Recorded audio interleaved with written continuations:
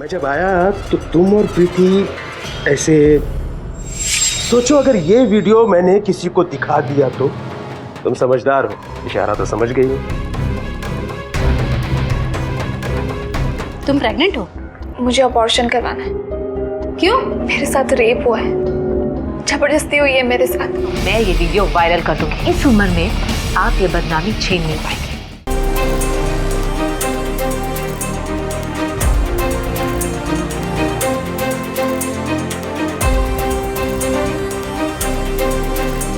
चलिए हटिए,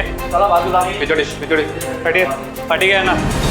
सर मैं हूँ, ये मिस नायडू है जो बुकिंग देखती है, और हिमानी मैडम थी जो अकाउंट और मैनेजमेंट देखती है। हिमानी मैडम का है? सर 3 दिन से बम्बई गई है, उनका कोई रिलेटिव हॉस्पिटल में है। अच्छा, आप लोगों को पता है कि इनकी किसी से कोई दुश्मनी, कभी कोई झगड़ा? सर मोहन सर का और हिमानी मैडम का पिछले हफ्ते जबरदस्त झगड़ा हुआ था। सारी पेमेंट की एंट्रीज में गड़बड़ है। सर आप भी जानते हैं कि मैं मेरा काम अच्छे से ही करती हूँ। क्या खराब काम किया तुमने? सर आपने जो स्टाफ हायर किया है वो अच्छे से काम नहीं कर रहा है, इसमें मेरी कोई गलती नहीं है। ये तुम्हारी जिम्मेदारी है, कौन क्या करता है ये तुम्हें देखना है। मुझे ये फाइल कंप्लीट चाहिए अभी। उसके बाद? सर मंडे हिमानी मैडम आई, तब तक सब कुछ नॉर्मल था, पर पिछले 3 दिनों से वो नहीं आई। ठीक है, आप लोग जा सकते हैं। पाटिल सर। बॉडी को पोस्टमार्टम के लिए भेजो। सर। मोहिते, कहीं ऐसा तो नहीं कि हिमानी ने गुस्से में आकर कत्ल कर दिया? पता करो हिमानी कहाँ है, ढूंढो उसे, उसके घर में पूछताछ करो। हो सर। ऑफिस के सारे स्टाफ से पूछताछ करो, सीसीटीवी फुटेज लो, वॉचमैन से भी पूछताछ करो, मोहन और फर्म के सभी बैंक अकाउंट डिटेल लो, सारे स्टाफ के फोन नंबर लो और पता करो उनके घर कहाँ है। सर।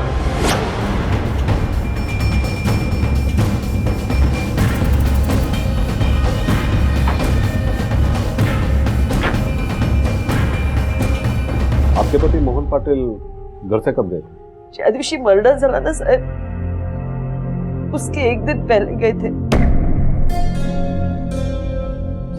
कोल्हापुर गए थे कुछ काम से, उशीर झाला असेल साहेब, इसीलिए ऑफिस चले गए होंगे। अक्सर करते थे वो ऐसा। उनकी किसी से कोई दुश्मनी, कोई झगड़ा, स्टाफ से, ऑफिस मध्ये कोणाशी काय? नहीं साहब, वो ऑफिस की बातें कभी नहीं करते थे घर पे। उन्होंने कभी आपको हिमानी के बारे में बताया? नहीं साहब। उन दोनों के बीच रिश्ता कैसा था? ऑफिस वाला था साहब, म्हणजे वो कभी हमारे घर में नहीं आई, पर मेरे बच्चे बहुत पसंद करते हैं उसे। अक्सर खेलने जाते थे उसके घर पे। अच्छी लड़की है वो, अब तक शादी नहीं की उसने। आपको उन दोनों के रिश्ते को लेकर कभी कुछ शक? नहीं साहब, मैं जानती हूँ उसको, आज सका ही नहीं है।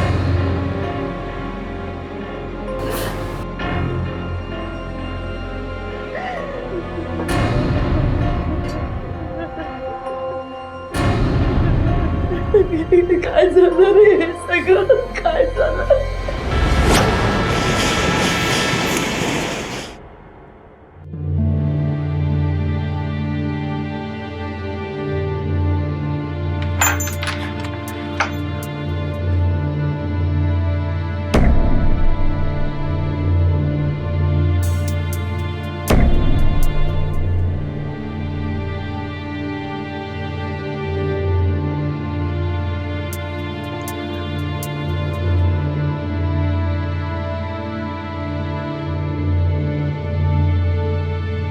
विधि,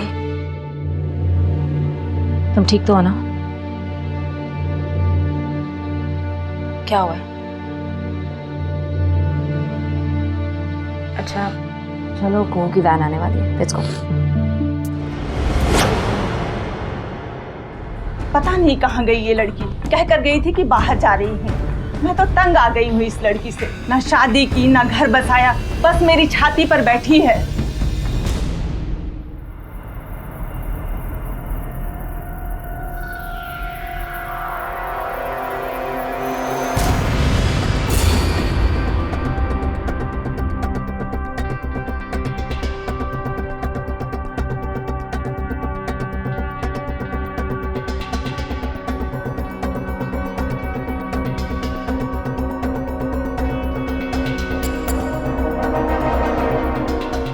वॉचमैन, कब से रह रही है यहाँ? तुम कौन हो? यहाँ बताओगे या थाने में? ये मोहन पाटिल और हिमानी के भी जरूर कुछ चल रहा होगा। प्रभा बता नहीं रही, अपने पति की इज्जत बचाने की कोशिश कर रही है। तो हिमानी की माँ को हिमानी का फोन नहीं आया और जब हम ट्राई कर रहे हैं तो हिमानी का नंबर स्विच ऑफ आ रहा है। उसका फोन लोकेट करो और ट्राई करते रहो। साथ ही साथ मोहन पाटिल के बिजनेस सैलरी और पैसों का एंगल भी चेक करो। Bank account, phone records on priority. आस पड़ोस से कड़ी पूछताछ करो और पूरी इन्फॉर्मेशन करो। आपकी बिल्डिंग में जो मोहन पाटिल रहते थे उनका अपने परिवार के साथ रिश्ता कैसा है? सर, ये मोहन पाटिल है ना, हमेशा अपने घर में झगड़ा किया करते थे। साहब, एक दिन देखा मैंने मोहन पटेल ने अपनी बेटी का सामान बाहर निकाल के फेंक दिया। क्यों फेंका समझ में नहीं आया। अगर वो इस घर में नहीं रही है ना तो उसका सामान भी ये घर में नहीं रहेगा।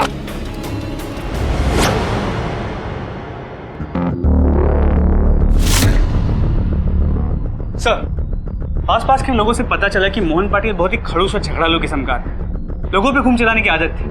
तो कोई उसकी मर्जी के खिलाफ गया तो उसे गुस्सा आता था और उस आदमी को तकलीफ देता था। तो बेसिकली एक अच्छा आदमी नहीं था। तो इसके अलावा उसकी एक बेटी थी, प्रीति। और ये प्रीति अलग क्यों रहती थी? कोई प्यार व्यार का चक्कर तो नहीं? पता करो इस प्रीति का कोई बॉयफ्रेंड तो नहीं है? बेटी का एक्सीडेंट, बाप का खून, कहीं कोई कनेक्शन तो जरूर है। लेकिन ये सब माने क्यों नहीं बताया? तो शायद उसे लगा हो कि उस एक्सीडेंट और इस मौत में कोई कनेक्शन नहीं है। तो फिर भी हम पता करेंगे।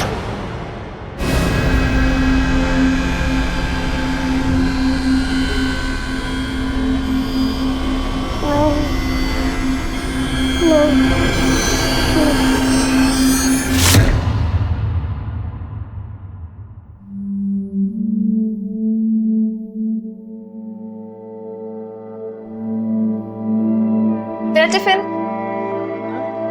टिफिन।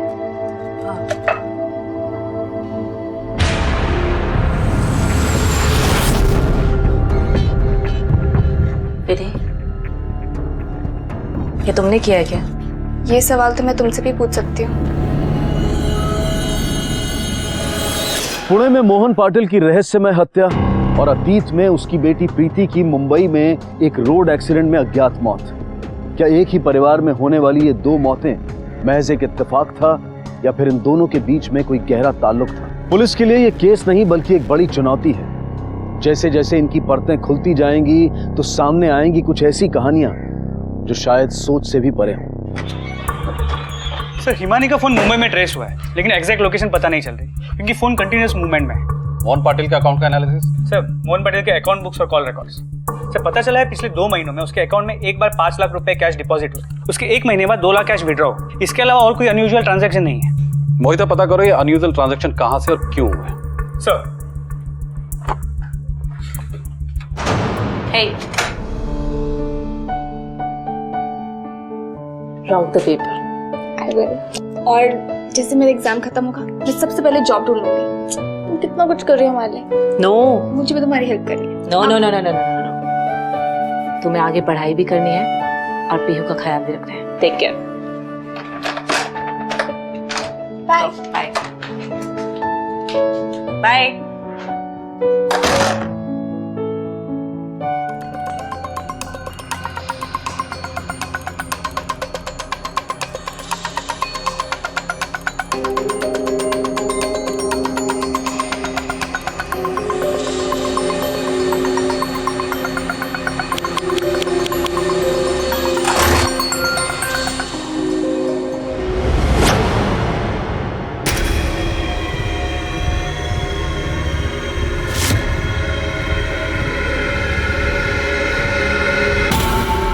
सब पैसे मोहन पाटिल ने डिपॉजिट किए और मोहन पाटिल ने ही विड्रॉ किए। क्या उसका रिफ्लेक्शन हिमानी के अकाउंट्स में? नहीं सर, पैसे किससे आए किससे दिए कुछ पता नहीं चल रहा। अकाउंटेंट हिमानी से बात हुई? सर, वो फोन आंसर नहीं कर रही है। सुबह उसकी मोबाइल की लोकेशन मुंबई के मलाड एरिया की। मैंने लोकल पुलिस को नजर रखने के लिए कहा है।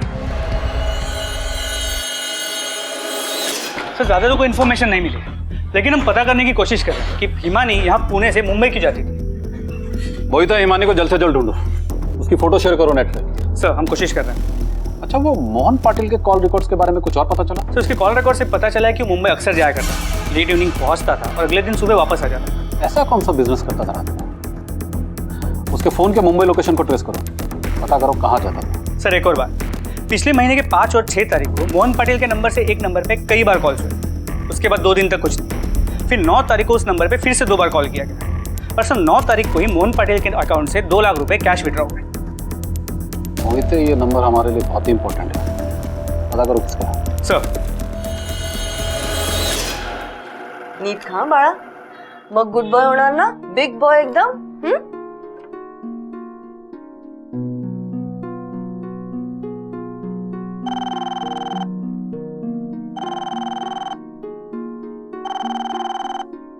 आले, 1 मिनिट.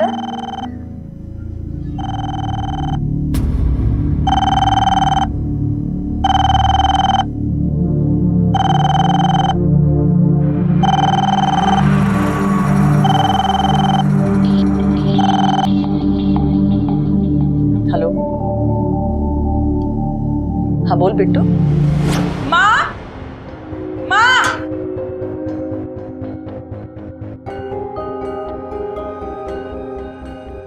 कहाँ रह गई थी तू? पुलिस तुझे ढूंढ रही है. सर, हिमानी अपने घर वापस आ गई है. ठीक है, चलो. सर मेरा झगड़ा हुआ था और हमेशा होता था. जब देखो खुद की खरी करते थे, लेकिन मैंने नहीं मारा उनको. जिस दिन मोहन पाटिल की हत्या हुई थी, उस दिन सुबह तुम कहाँ थी? मैं मेरे पर्सनल काम से मुंबई गई थी. 1 सेकंड, ये रहे होटल के बिल्स. सर मैं एक अकाउंटेंट हूँ, बिल संभाल के रखना पड़ता है. ठीक है. मोहिते, होटल से वेरीफाई करो. सर.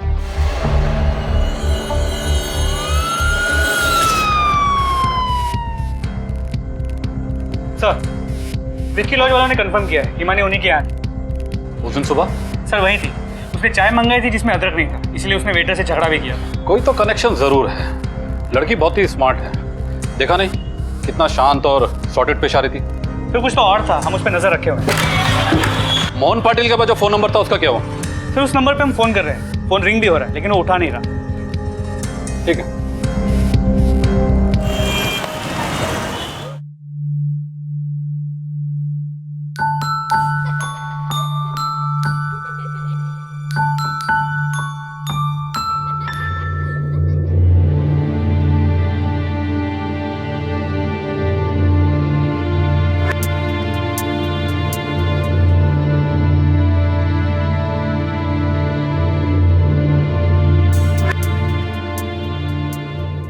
सुनो. अच्छा तुम बोलो पहले. तुम बोलो, क्या बोलना चाहती हो? पता नहीं, आज बहुत घुटन सी महसूस हो रही है. कल मेरा लास्ट एग्जाम है और उसके बाद लाइफ का एक पड़ाव खत्म. सही कह रही हो विधि, आज मुझे भी बहुत अजीब सा लग रहा है. सुबह से पुराने गंदे ख्याल बार बार मेरे दिमाग में आ रहे. मुझे भी.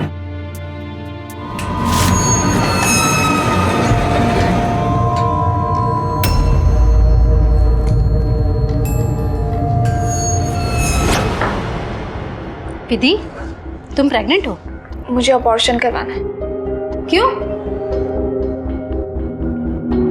मेरे साथ रेप हुआ है, जबरदस्ती हुई है मेरे साथ, इसलिए मैं प्रेगनेंसी अबॉर्ट करवाना चाहती हूँ. Please doctor, I request.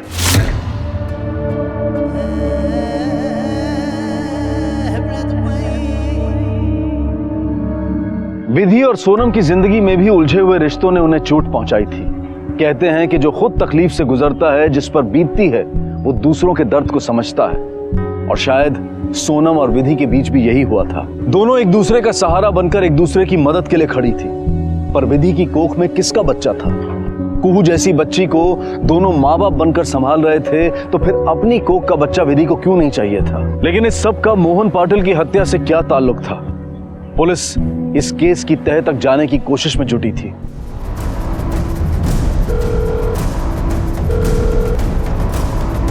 Sir तो नंबर स्विच ऑन झालाय, पण कोणी उचलत नाही. मोहन पाटिलचं सिम कार्ड घेऊन ये. मोहिते, मोहन पाटिल का नंबर उसके पास होगा. अगर जान पहचान वाला होगा तो कॉल जरूर उठाएगा. सर रिंग हो रहा है.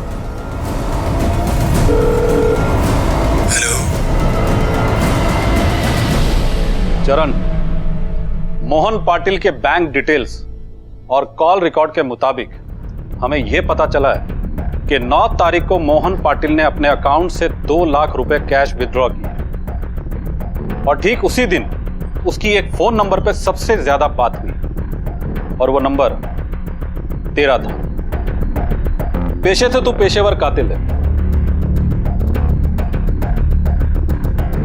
अब ये बता कि मोहन पाटिल की तुझसे फोन पे क्या बात हुई थी और उसने तुझे 2 लाख रुपए क्यों दिए? बता।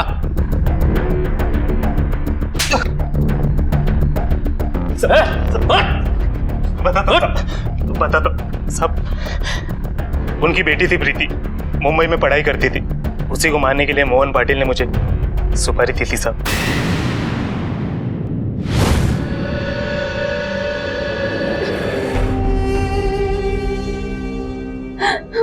हाँ?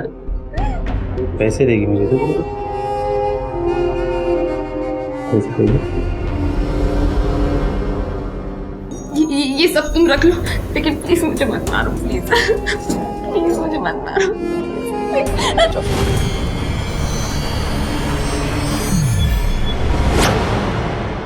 आपकी बेटी प्रीति जिंदा है।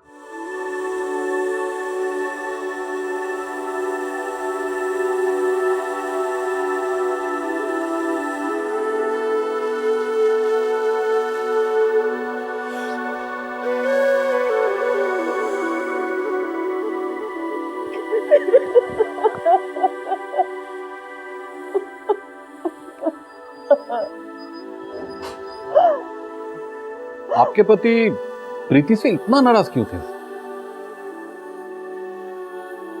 प्रीति का मुंबई जाना उन्हें मंजूर नहीं था।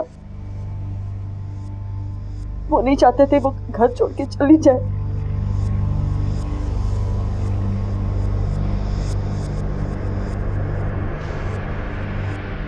और वो एक रात भाग गई। उनको बहुत गुस्सा आया, बहुत तमाशा किया उन्होंने। मत करो ना ऐसा, आपकी बेटी है वो। जब वो इस घर में नहीं रही है तो उसकी चीजें भी जलाकर मैं राख कर दूंगा। तो फिर प्रीति के मुंबई लोकेशन के बारे में उन्हें कैसे पता चला? वो प्रीति मुझे फोन करती थी। प्रीति फोन करती है? नहीं, मतलब? करती है ना, मुझे सब पता है। जरूर करती होगी। आओ जाऊं दे ना, उसका मन नहीं लगता यहाँ तो। मैं भी यही सोच रहा हूं कि माफ कर दूं उसे। आखिर मेरी बेटी है, उसके साथ दुश्मनी करके करूंगा क्या? अगली बार फोन आया तो उससे कहना कि मैं सब भूल गया। एक बार घर आ जाओ। तो फिर प्रीति घर आई? नहीं साहब, खूब घाबरलेली होती थी। फिर उन्होंने मुझसे एड्रेस लिया और खुद चले गए उसके पास। ठीक, चलो।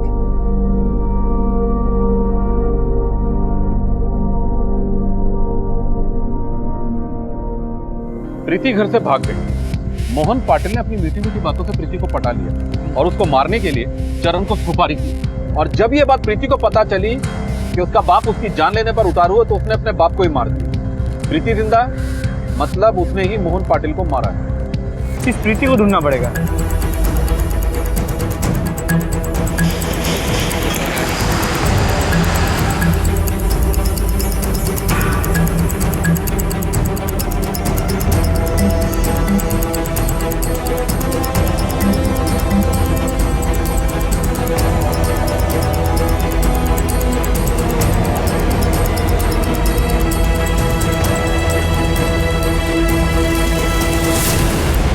मैं उनका लैंडलॉर्ड हूँ। प्रीति यहाँ रहती थी, उसके साथ पूनम भी यहाँ रहती थी। दोनों अच्छे क्लासमेट थे। प्रीति चली गई, उसके बाद पूनम भी चली गई। हाँ, प्रीति और पूनम एलडी कॉलेज में ही पढ़ती थी। उसके बाद बीच में नामालूम कहाँ चली गई। हाँ, एक लड़की वहाँ आती थी, प्रीति उससे बड़ी लगती थी। पूनम, प्रीति और मोहन पाटिल का क्या रिश्ता था? कहीं ऐसा तो नहीं इन दोनों ने उसकी हत्या की और भाग गई हो? इस पूनम को ढूंढना पड़ेगा। प्रीति हमारा प्राइम सस्पेक्ट है। ये पूनम ही हमें प्रीति तक पहुंचाएगी। एक काम करो, इन लोगों से पूनम का नंबर और एड्रेस निकालो।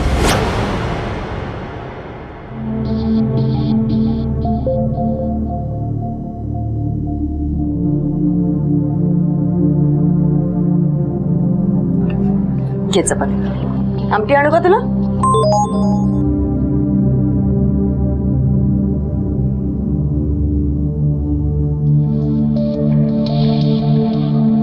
पैसे जमा हो गए?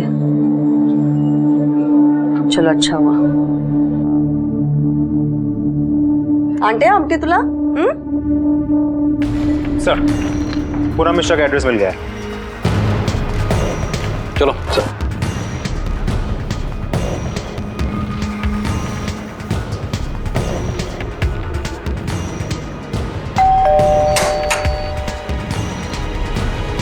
पूनम मिश्रा?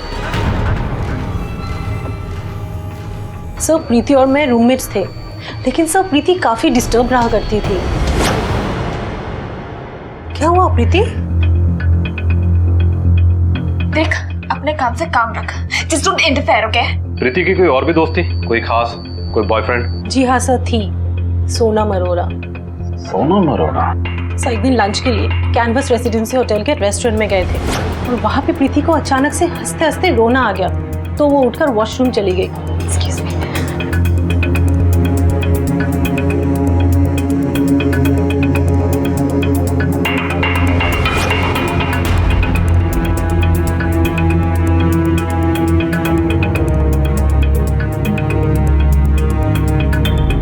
उसके पहले मैंने उस सोनम को कभी नहीं देखा था। इनफैक्ट मैंने प्रीति से भी पूछा कि ये सोनम है कौन, तो उसने कहा था कि जब मैं वॉशरूम में रो रही थी तभी ये सोनम वहाँ आई और उसने उसे काफी कंफर्टेबल किया और कुछ ही पलों में उसे लगने लगा जैसे दोनों एक दूसरे को काफी सालों से जानते हैं। और फिर एक दिन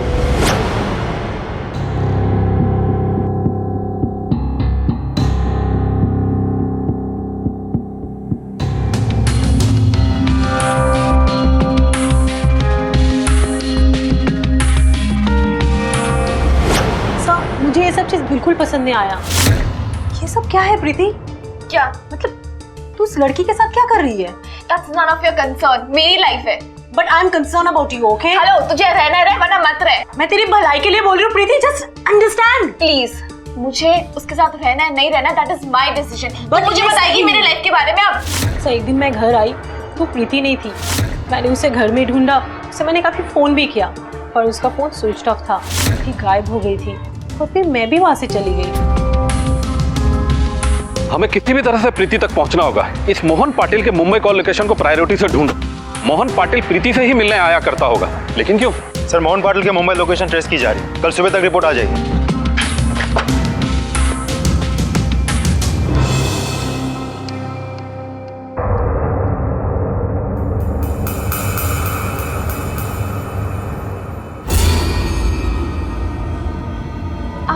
हाँ डार्लिंग, मैं। चलो मेरे साथ। कल तुम्हारा आखिरी एग्जाम है, पेपर अच्छे से लिखना और इस पते पे आके मिलना, समझी? और तूने जो भी किया है ना, मुझे सब कुछ पता है। अगर तुम नहीं आई तो देख लेना। चलो मुझे। सर, मोहन पाटिल का Mumbai phone record location Canvas Residency है। Canvas Residency? ये पूनम ने भी इसी होटल कैनवस रेसिडेंसी के बारे में बताया था ना? हो सर, प्रीति को उसकी दोस्त सोनम वही मिली थी। मोहन पाटिल भी इसी होटल में जाता था, क्यों? मोहिते, दामले के साथ जाओ और इस होटल की सारी detail मंगवाओ। Sir. Okay sir.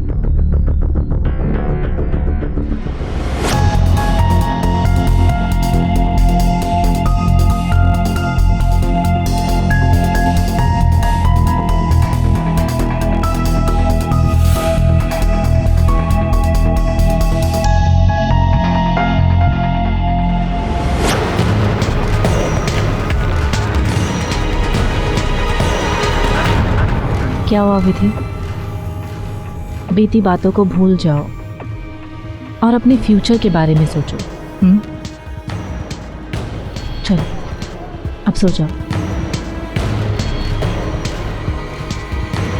Sir, Mohan Patil उस होटल में अकेले आता था। सोनम भी उसी होटल में काम किया करती थी और मोहन का कमरा सोनम अपने नाम पे बुक करती थी। ये सोनम प्रीति की पार्टनर है ना? Yes sir. सोनम और मोहन पाटिल में क्या कनेक्शन हो सकता है? सोनम की कॉल डिटेल्स और बाकी की रिपोर्ट निकालो। Okay sir. Excuse me. Hello, क्या? ओके सर, हिमानी मुंबई में ही थी, लेकिन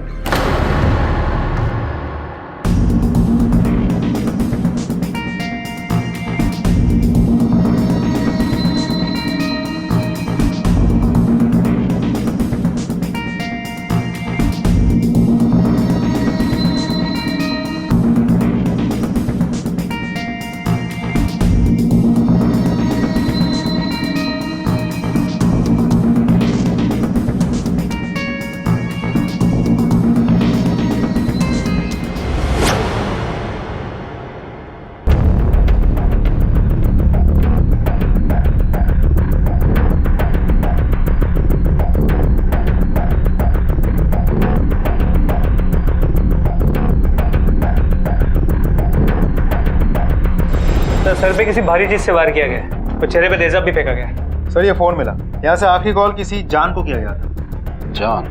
पता करो जान कौन है। एक बात समझ में नहीं आ रही है कि हिमानी जब यहाँ किराए पे रहती थी तो पिछली बार होटल में क्यों रुकी थी? पूरे घर की छानबीन अच्छे तरीके से करो, कुछ ना कुछ तो जरूर मिलेगा। इसके कॉल डिटेल चेक करो। मोहन पाटिल की हत्या के मामले में पुलिस को हिमानी पर शक था, लेकिन उसकी भी हत्या हो गई, और वो भी ठीक उसी तरीके से जैसे कि मोहन पाटिल की हुई थी। उसके चेहरे पर भी तेजाब फेंका गया था। इन दोनों की हत्याओं के बीच में ताल्लुक क्या था? कातिल ने एक ही ऑफिस में काम करने वाले दो लोगों को अपना निशाना क्यों बनाया था? क्या कातिल दोनों का दुश्मन था? अब भी कई राज खुलने बाकी थे, कई खुलासे होने बाकी थे। हिमानी हमारे शक के दायरे में थी, लेकिन उसे खत्म कर दिया। पूना में उसकी मां को इन्फॉर्म करो और पता करो कि उसके नंबर के साथ ये जो जान का नंबर है वो किसका नंबर है। इस केस का मोहन पाटिल के केस से क्या कनेक्शन हो सकता है? सर ये जान वाला नंबर किसी विधि के नाम पे रजिस्टर्ड है और विधि एक कॉलेज स्टूडेंट है। ये विधि को किसी चाहने वाले का मामला लगता है, और शायद इस जान को चाहने वाला कोई और ही था। हिमानी और विधि का भी कोई अफेयर रहा ही होगा, इसी वजह से हिमानी को खत्म कर दिया। पता करो इस विधि का कॉलेज लाइफ में कोई बॉयफ्रेंड था?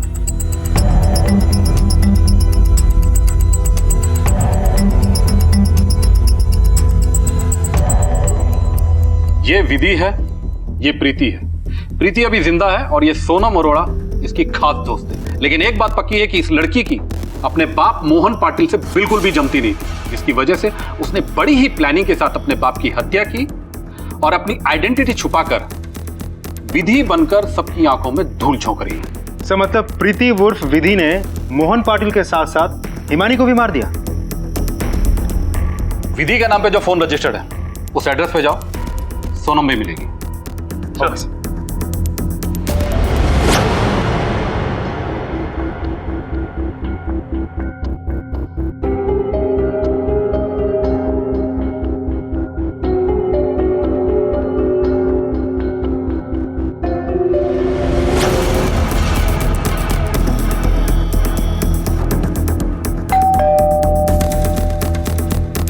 सोनम जी, विधि का है?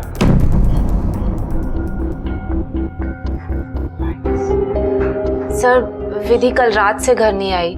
इवन मैं भी उसको बहुत देर से फोन लगा रही हूँ, वो मेरा फोन ही पिक नहीं कर रही है। पूरे घर की तलाशी लो अच्छे से। जी सर।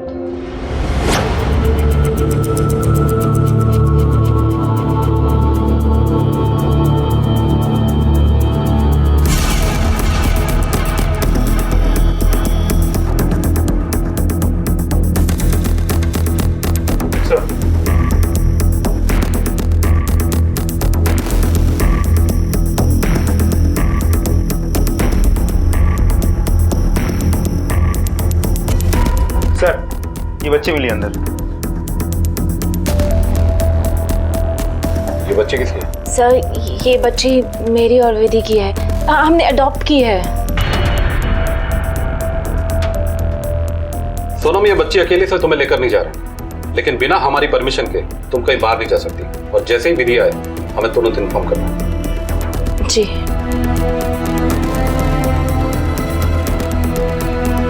सोनम पर सख्ती नहीं कर रहे हैं, वरना ये प्रीति को अलर्ट कर देगी और ये समझ जाएगी कि हमने इसका और मोहन पाटिल का राज जान लिया। बाहर से नजर रखो इस पर, जैसे ही प्रीति आए खबर करो। Okay sir.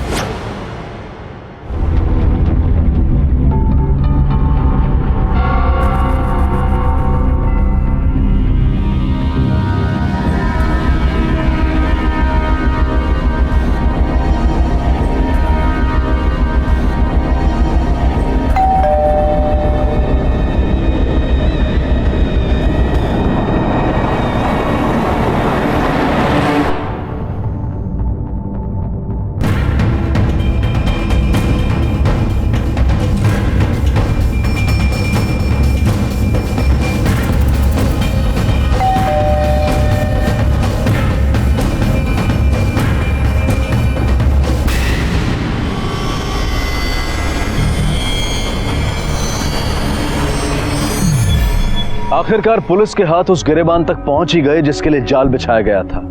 तो अब क्या ऐसे पन्ने खुलने वाले थे जो अब तक नजरों से ओझल थे? क्या विधि और सोनम का ही हाथ था इन हत्याओं में? प्रीति को मारने के लिए मोहन पाटिल ने एक पेशेवर कातिल चरण को सुपारी दी, लेकिन चरण ने प्रीति को मारा नहीं, क्योंकि प्रीति ने उसे एक बहुत बड़ी ऑफर। बाद में प्रीति ने बदला लेने के लिए अपने बाप मोहन पाटिल को मारा और साथ में उसकी अकाउंटेंट हिमानी को बाप से दुश्मनी थी, समझ सकता हूँ, लेकिन हिमानी को क्यों मारा और अपने बाप को मारा? इतना गुस्सा? नहीं सर, मैंने किसी को नहीं मारा। हम बस एक दूसरे के साथ रहना चाहते हैं, बस। हम सीरियसली सच बोल रहे हैं। तो फिर किसने मारा? मैं आपको बताती हूँ कि हुआ क्या था। एक दिन प्रीति के पापा मुंबई आए थे प्रीति से मिलने के लिए, और प्रीति अपने पापा को देखकर बहुत डर गई थी। ये तुम्हारे साथ रहती है? नहीं पापा, ये मेरी दोस्त है, वो पूनम नाम की लड़की रहती है मेरे साथ। अच्छा है। अरे तुम्हारी माँ ने ये भेजा तुम्हारे लिए। लो लो लो लो।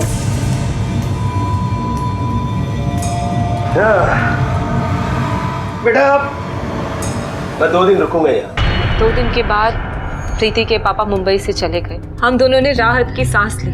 फिर एक दिन प्रीति के पापा का कॉल आया मुझे। उन्होंने बोला कि जिस होटल में तुम काम करती हो वहाँ पर मेरे लिए एक रूम बुक करो। आज रात में वहाँ आऊँगा, मुझे कुछ अर्जेंट काम है। Sir this is your room. Free कब होती है होटल? Sir around 10 o'clock। ठीक है।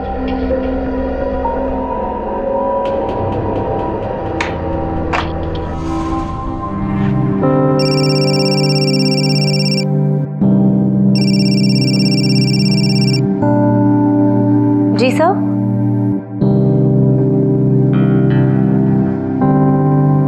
अभी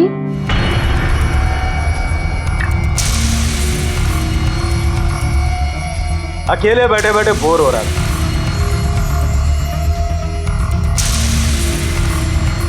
यहाँ आने के बाद मैंने घर की दूसरी चाबी बनवा ली थी। मैं जब आया तो तुम और प्रीति ऐसे, सोचो अगर ये वीडियो मैंने किसी को दिखा दिया तो? तुम समझदार हो, इशारा तो समझ गई हो।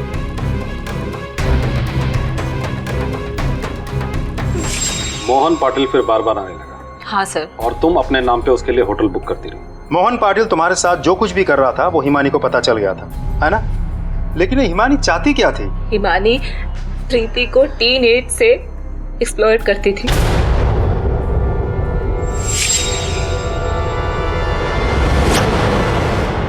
जब उसे वो वीडियो मिला तो वो मेरे पास आई। प्रीति जितनी तुम्हें पसंद है उतनी मुझे भी पसंद है। मोहन पाटिल का फोन देखा मैंने। थैंक गॉड बुड्ढे को फोन के बारे में ज्यादा पता नहीं। पासवर्ड रखा, वो भी खुद का नाम, उसमें मैंने ये देखा। तो तुमने उन दोनों को मार दिया? नहीं सर, हमने किसी को नहीं मारा, हमने बस प्लान बनाया।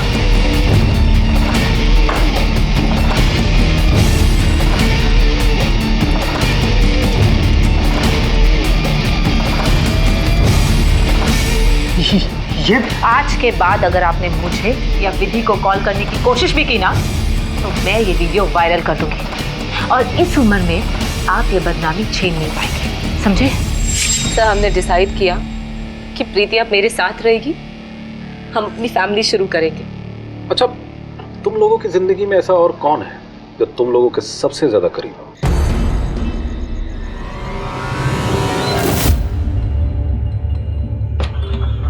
सर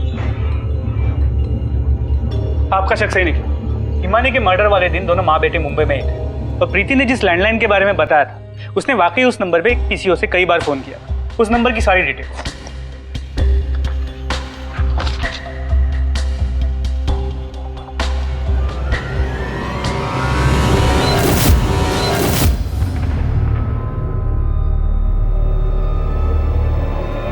तो तुमने अपनी बेटी प्रीति को बचाने के लिए अपने पति मोहन पाटिल और उसके ऑफिस में काम करने वाली अकाउंटेंट हिमानी को मरवा दिया, और इस काम में तुम्हारी मदद तुम्हारे बेटे ने की। क्यों विनीत, तूने मारा उन दोनों को? प्रीति ने बोला इसलिए? प्रीति ने नहीं, माँ ने कहा था प्रीति को तंग कर रहे तो मार दो, तो मैंने मार दिया। तेरी माँ को पता था प्रीति जिंदा है और कहाँ है?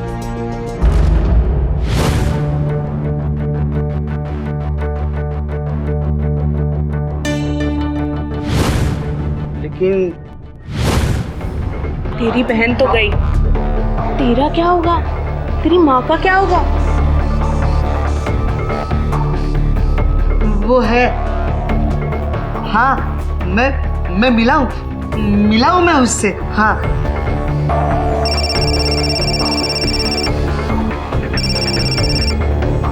मुझे तुमसे मिलना है, तुम्हें मुझे मिलना ही पड़ेगा। तू चिंता मत कर, सब कुछ ठीक हो जाएगा। अब देख तेरी माँ क्या करती है। विनीत, तू येशील ना माझ्या बरोबर मुंबईला?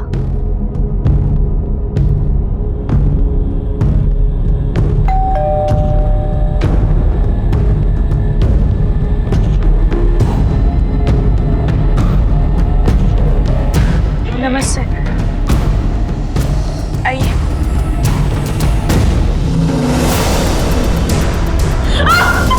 तुमने अपने पति मोहन पाटिल को कैसे मारा?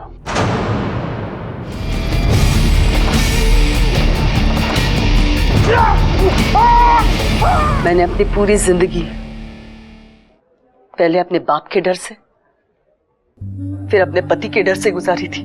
इतना सब सहने के बाद भी ना कभी मुझे खुशी मिली, ना चैन। मेरे पति ने मेरी बेटी की जिंदगी बर्बाद की थी। हिमालय माहित होता साहब, पर उसके ये मजाल कि वो उसकी जान लेना चाहता था। दूसरी बार जब उसने प्रीति और सोनम को फोन किया, तेवास मला कळलं ना साहब कि यह आदमी नहीं सुधरने वाला। अपनी बेटी को उसने कभी खुशी नहीं दी,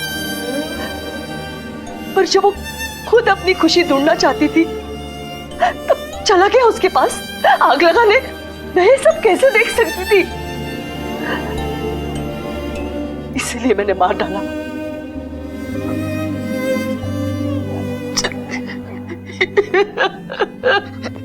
आई रो मत,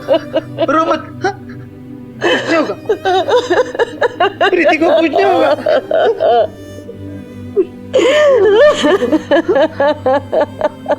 कुछ नहीं होगा।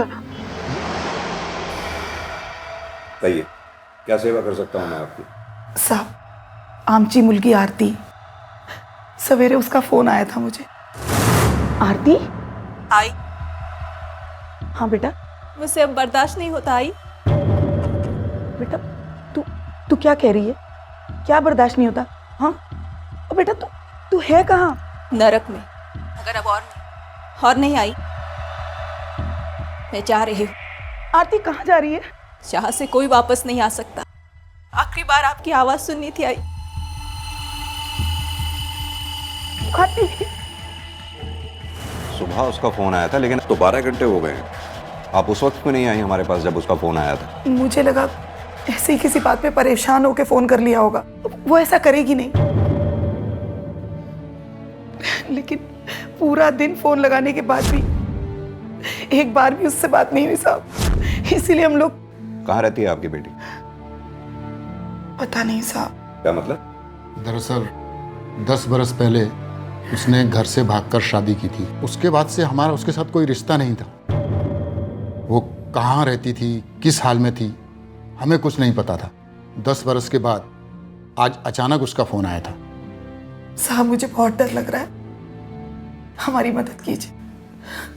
मात्रे सर, इनकी बेटी आरती का फोन नंबर लो और मोबाइल कंपनी से पता करो उसका एड्रेस कहाँ है। Right sir. आरती भी शायद ऐसे ही किसी मोड़ पर खड़ी थी। आज 10 साल बाद पहली बार उसने अपनी मां को फोन किया था, और वो भी ये बताने के लिए कि वो अपनी जान ले रही है। क्यों उठाना पड़ रहा था उसे एक कदम? आखिर कौन से हालात थे, ऐसी क्या मजबूरियां थी जिसकी वजह से वो अपनी जिंदगी का साथ छोड़ने जा रही थी? और क्या मजबूरी थी इस मां की, किसका डर था कि अपनी बेटी के मुंह से इतनी बड़ी बात सुनने के बाद भी उसने उस बात को घंटों तक सबसे छिपाए रखा? अरे सलीम भाई, थैंक यू। क्यों? इतना बड़ा काम देने के लिए। और मैं भी आपके भरोसे का पूरा मान रखूंगा। पर एक बात पूछूं? क्या?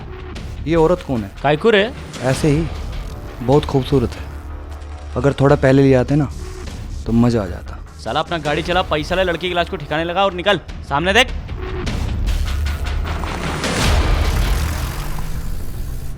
इन्हीं लोगों ने परेशान किया होगा उसे। मेरी बेटी ऐसा कभी नहीं कर सकती थी। ये झूठ है सर। मैं मानता हूँ परेशान थी कुछ दिनों से, पैसों की तंगी चल रही थी सर। कभी कभार चिड़चिड़ी हो जाती थी वो। हमारे झगड़े भी हुआ करते थे सर, लेकिन आरती सुसाइड नहीं कर सकती। नहीं सर, कभी नहीं कर सकती सुसाइड। कब देखा आखिरी बार तुमने इसे? आज दोपहर में सर। दरअसल मेरी कपड़े की दुकान है सर, पास ही में है। मैं रोज खाना खाने घर ही आता था। आज भी आया था सर 2 बजे। जब मैं आया तो वो कमरे में सो रही थी सर। शायद उसका सर दर्द हो रहा था, तो तभी देखा था सर मैंने। आप तो उस समय घर में ही रही होंगी जब आरती घर से गई। मुझे तो पता भी नहीं चला। जब नितिन स्कूल से आया तब पता चला कि आरती घर पर नहीं है। कितने बजे होंगे उस वक्त? करीब 3:30 बजे होंगे। 403 वाली आरती मैडम गायब हुई, तुम ही थे ना ड्यूटी पे? जी साहब। फिर भी तुमने उन्हें आते जाते नहीं देखा? आज वो घर से निकली ही नहीं, मुझे अच्छे से याद है। कुछ और देखा हो जो रोजमर्रा से अलग हो, जैसे कोई बाहर का अनजान आदमी आरती मैडम के घर आया हो, गया हो? योगेश साहब और सुप्रिया, उनके अलावा उनके घर पे और कोई नहीं गया। ये सुप्रिया मैडम कौन है? योगेश साहब की जो माँ है, उनकी मालिश करने आती है रोज सवेरे। ठीक है, तुम जा सकते हो। तुमने कहा आरती पैसों की कमी से परेशान थी, उस कमी की कोई खास वजह? मेरी आई की बीमारी सर। कुछ महीने पहले मेरी आई का एक्सीडेंट हुआ था। 3 महीने तक आईसीयू में थी मेरी आई। मेरी सारी सेविंग्स इनके इलाज में खर्च हो जाती थी सर। और तो और ऊपर से कर्जा इतना था कि। कितना कर्जा था? 30 लाख से। साहब जी, सुबह से रात तक उनके घर में चिकचिकबाजी रहती थी। आरती और योगेश के बीच? दोनों सास बहू के बीच में। सास बहू के बीच झगड़े की कोई खास वजह? कोई खास वजह नहीं थी, यही घर के छोटे मोटे काम, झाड़ू पोछा, देर से खाना बनाना, भाई यही वजह थी। एक लड़की पूरे 10 सालों से अपने परिवार से कोई कांटेक्ट नहीं रखती है, फिर अचानक एक दिन फोन करके इन्फॉर्म करती है कि वो जान देने जा रही है। मैं जा रही हूँ। आरती कहाँ जा रही है? यहाँ से कोई वापस नहीं आ सकता। घर से दूर जाकर जान देने वाली बात गले नहीं उतरती। और अगर ऐसा हुआ भी होता तो किसी ने तो उसे बिल्डिंग से बाहर आते जाते देखा होता, एटलीस्ट वॉचमैन ने। सर हो सकता है उससे चूक हुई हो, जब आरती निकली हो तो वो उसे ना देख पाया हो। लेकिन ये भी हो सकता है कि आरती खुद बिल्डिंग से बाहर निकली ही ना हो। एक काम करो, आरती की फोटोग्राफ्स आसपास के थानों में सर्कुलेट करो, उसकी मिसिंग रिपोर्ट दर्ज करो। हालांकि मुझे लग रहा है ये ना तो मामला मिसिंग का है और ना ही सुसाइड का। मामला कुछ और ही है।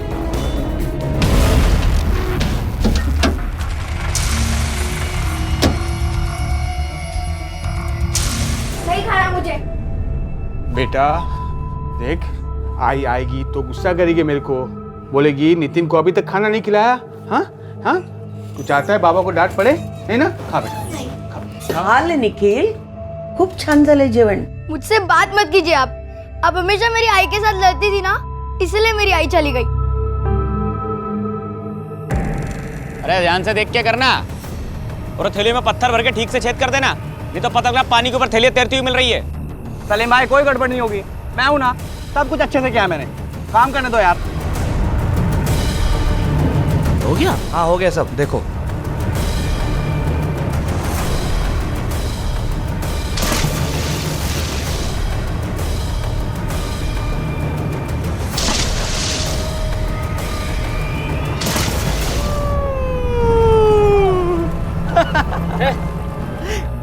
पुलिस पुलिस सुनी ना? थैली अंदर डाल जल्दी से। चल चल चल।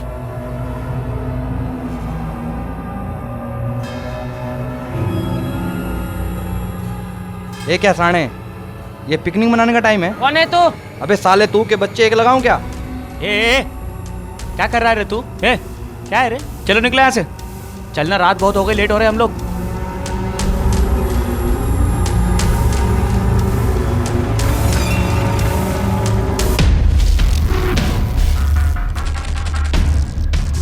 काका बघा काहीतरी आहे तिकडे।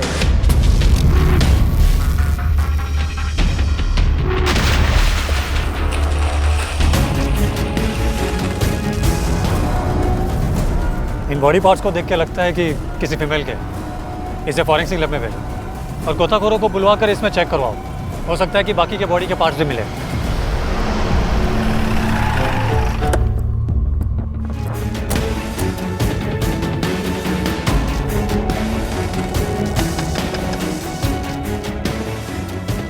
तुम आरती के घर उसकी सास की मसाज करने जाती थी? हाँ साहब, झगड़ा तो होता था और हमेशा होता था आरती भाभी और माँ जी के बीच में। किस बात पे झगड़े होते थे दोनों में? आरती भाभी अच्छी बहू नहीं थी साहब।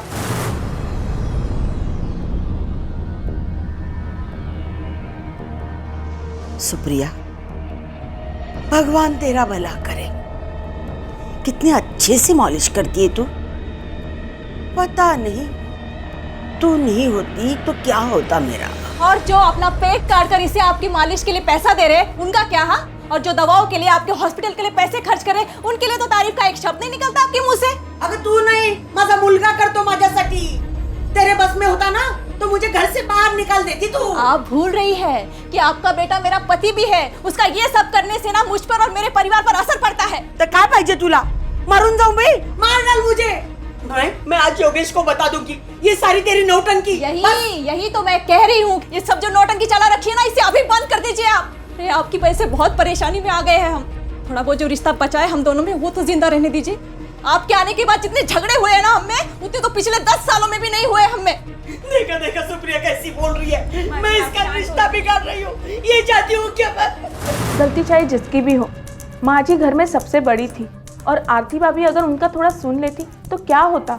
लेकिन आरती भाभी कभी किसी की नहीं सुनती। जब देखो तड़ातड़ जवाब देती थी। सारी गलती ना बहू की होगी साहब, क्योंकि प्रतिमा ताई जैसी औरत तो ऐसा कुछ गलत कर ही नहीं सकती।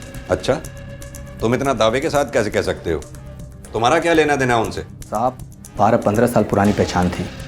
हम उनके हस्बैंड को जानते थे। एक समय में उन्होंने मुझे अपने ऑफिस में प्यून की नौकरी पे लगवाया था। क्या आरती और योगेश के बीच भी झगड़े होते थे? नहीं साहब, योगेश भाई साहब बहुत सीधे थे। उनका कभी किसी के साथ झगड़ा नहीं होता था। ठीक है, अभी हम चलते हैं। जरूरत पड़ी तो तुम्हें थाने बुलाया जाएगा। चलो। तुषार, ये अश्विन और सुप्रिया प्रतिमा के काफी करीब लगते हैं। अगर आरती के साथ कुछ गलत हुआ है और उस गलत में प्रतिमा का हाथ है तो कोई बड़ी बात नहीं कि प्रतिमा के हाथ पांव बनके अश्विन और सुप्रिया ने उसका साथ दिया हो। सर, आरती के बिल्डिंग के वॉचमैन ने सुप्रिया और योगेश के अलावा बिल्डिंग में आते जाते किसी को नहीं देखा। बिल्डिंग के वॉचमैन को आने जाने वाले पे नजर रखने के अलावा और भी कई काम होते हैं। हो सकता है वॉचमैन को कोई काम पड़ा हो जिसकी वजह से अश्विन नजर बचाकर अंदर चला गया हो। ये अश्विन के फोन की लोकेशन का पता करवाओ। पता करो कि जिस वक्त ये वारदात हुई उस वक्त वो कहाँ पर था। Okay sir. अरे जल्दी देना दाल मेरे को।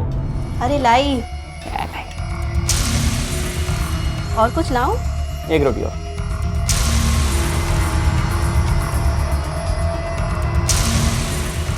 आज सुबह नासिक के इस झील में एक पॉलिथीन बैग पानी में तैरता हुआ मिला, जिसमें थे एक महिला की लाश के टुकड़े। पुलिस को शक है कि ऐसे और भी बैग्स झील में होने की संभावना है। आइए जानते हैं पुलिस से।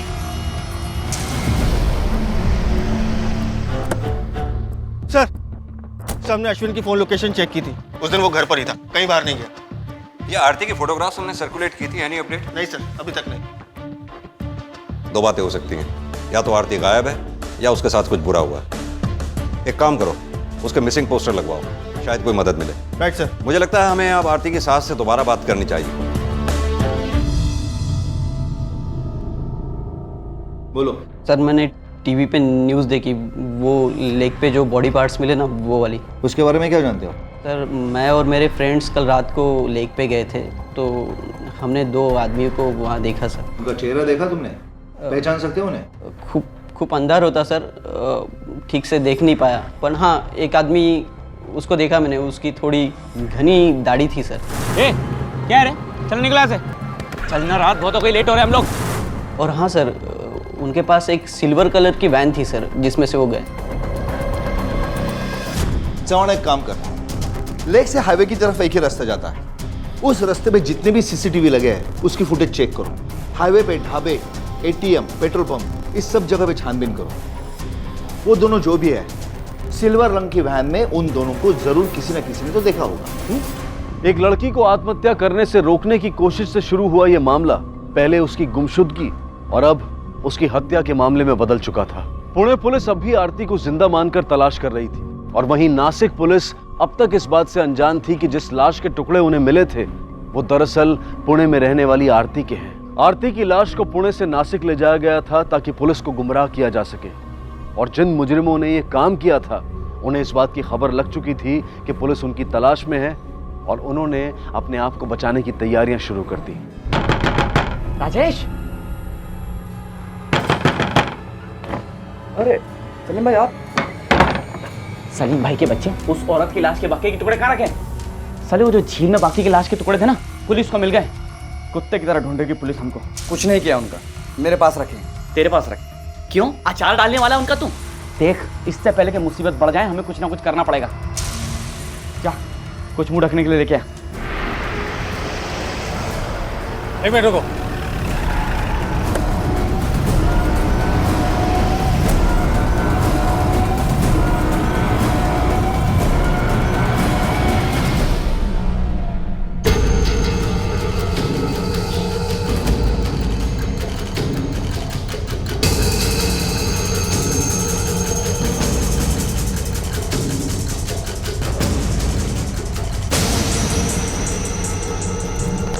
जवान एक काम करो, इन दोनों की तस्वीर और गाड़ी की डिटेल्स हर थाने भेज दो, हाई अलर्ट जारी करवा दो और हाईवे पे जहां जहां हो सके सब जगह पे नाकाबंदी लगवा दो। एक भी गाड़ी विदाउट चेकिंग की बाहर नहीं निकलनी चाहिए। Yes sir.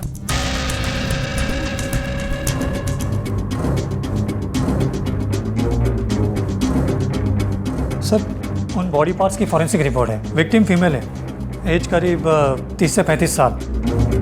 उसके अलावा बाकी और बॉडी पार्ट्स मिसिंग है, इसलिए ठीक से पहचान नहीं हो पाई है। जवान एक काम करो, आजू बाजू के पुलिस थाने में इंक्वायरी करो कि इस उम्र की महिला की कोई मिसिंग कंप्लेंट दर्ज है कि नहीं। यस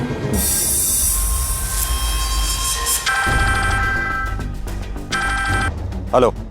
हाँ सर, वहाँ आसपास के लोगों से पता किया है और 2 दिन में एक आदमी आया जाया करता था।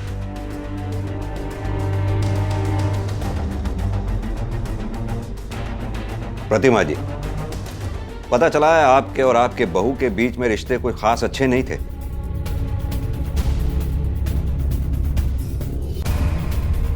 पंखे नहीं, पर्दा हटा दो सर। हाँ तो प्रतिमा जी, मैं आपसे कह रहा था, हमें पता चला है कि आपके और आपके बहू के बीच रिश्ते कोई खास अच्छे नहीं थे। क्या ये बात सही है? नहीं साहब, ऐसे झूठ मत बोलिए। मैं क्यों झूठ बोलूंगा सर? इतनी परेशानियां चल रही थी घर में, कभी कभार बहस हो जाती थी हमारे बीच में, इससे ज्यादा कुछ नहीं सर। लेकिन इस हद तक नहीं होते कि कोई अपना बसा बसाया घर छोड़कर चला जाए और आत्महत्या करने की सोचने लगे। आरती ने गायब होने से पहले अपनी माँ से फोन पर बात की और कहा था कि वो एक नर्क में जी रही है कि उससे अब और बर्दाश्त नहीं होता। उसके पास अपनी जान देने के सिवा कोई रास्ता नहीं। लेकिन उसने जान तो नहीं दी ना, वो गायब हो गई है। ये मामला इसीलिए तो सीरियस हो गया मिस्टर योगेश। अब वो छुट्टियां मनाने या घूमने तो गई नहीं होगी। इन बातों में 2 ही सूरतें हो सकती हैं, या तो आपकी बीवी किसी दूसरी जगह जान देने गई थी। ऐसा हो नहीं सकता, क्योंकि अगर ऐसा हुआ होता तो हमें पता चल चुका होता।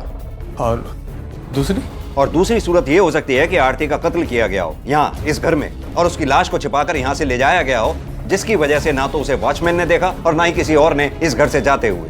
कत्ल? कौन करेगा कत्ल? कोई भी कर सकता है, आप भी। आप झूठा इल्जाम लगा रहे हैं मुझ पर सर। वो मेरी बीवी थी सर, एक बच्चे की माँ। मैं भला ऐसे क्यों करूंगा? खैर छोड़िए, आप ये बताइए कि आरती का किसी के साथ अफेयर था? किसने बताया आपको? मतलब कि था। कौन था वो? प्रतिमा जी, मैं आपसे कुछ पूछ रहा हूं, कौन था वो? आरती, बघतेस का कोण आलाय? कौन आलाय? योगेश आया है? नहीं, कोई नहीं, कोई सेल्समैन है। सेल्समैन था, मैंने भगा दिया। आप सो जाइए।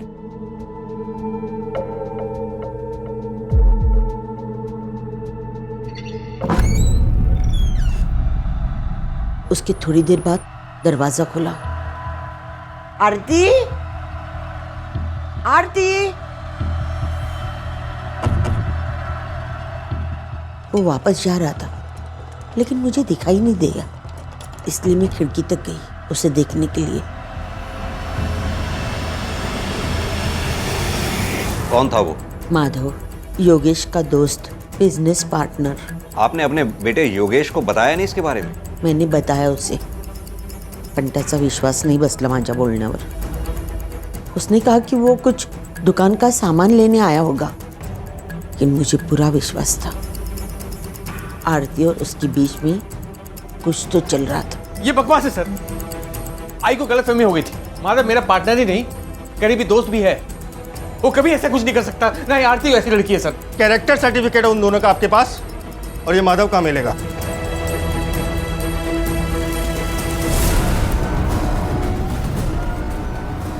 क्या हुआ? मामू लोग है, चेकिंग चल रही है। वाले वाले जल्दी से मुंह ढक ले। अरे चलना, चल चल चल चल।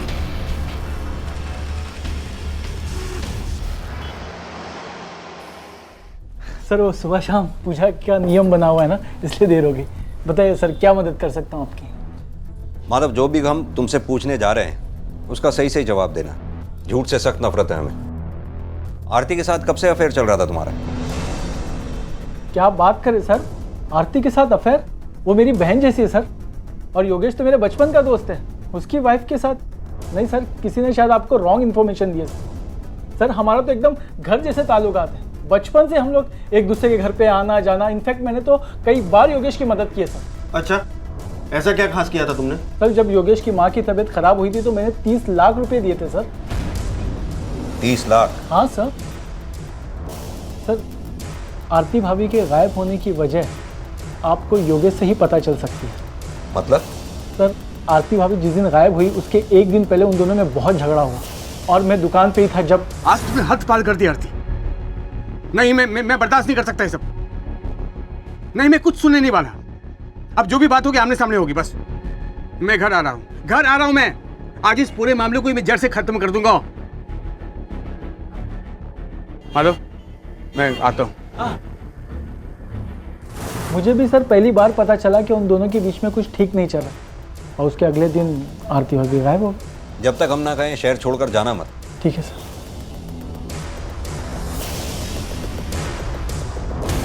योगेश, तुम्हारा और आरती के बीच झगड़ा किस बात पे हुआ था? सर पैसे को लेकर। पैसों को लेकर?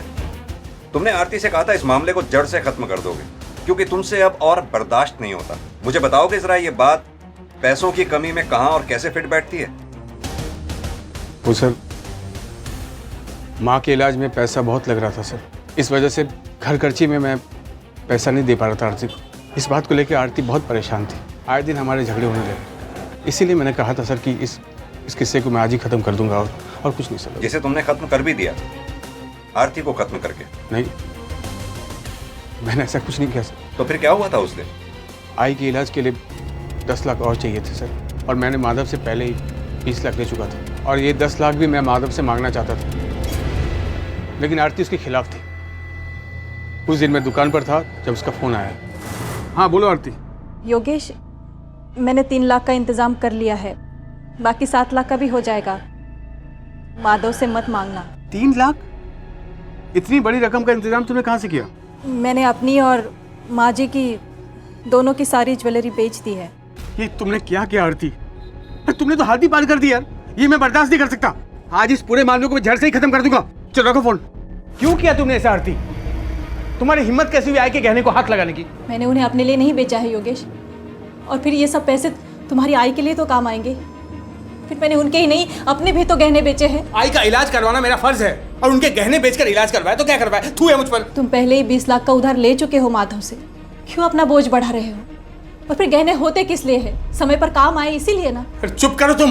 अगर बोझ है तो मेरे सर पर है ना, उसे मैं चुकाऊंगा। मैं जानता हूँ, तुम्हें टेंशन लेने की जरूरत नहीं है। मुझे लगता है इन सब का असर सिर्फ तुम पर ही हो रहा है। तुम्हें अंदाजा भी है कि तुम्हारी आई की वजह से मुझ पर क्या बीत रही है? मेरी आई के बारे में कुछ नहीं आरती। हाँ, थप्पड़ से क्या होगा योगेश? अगर मारना ही है तो मुझे जान से मार डालो ना, गला घोट दो मेरा, मार डालो ना मुझे योगेश।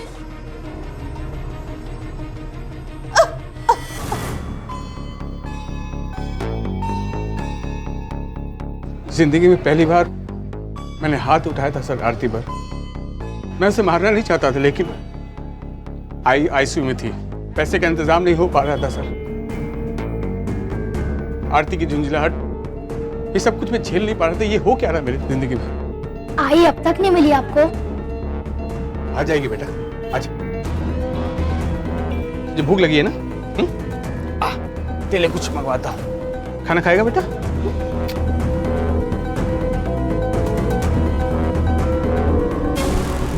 नासिक पुलिस की जांच धीमी लेकिन सही दिशा में चल रही थी।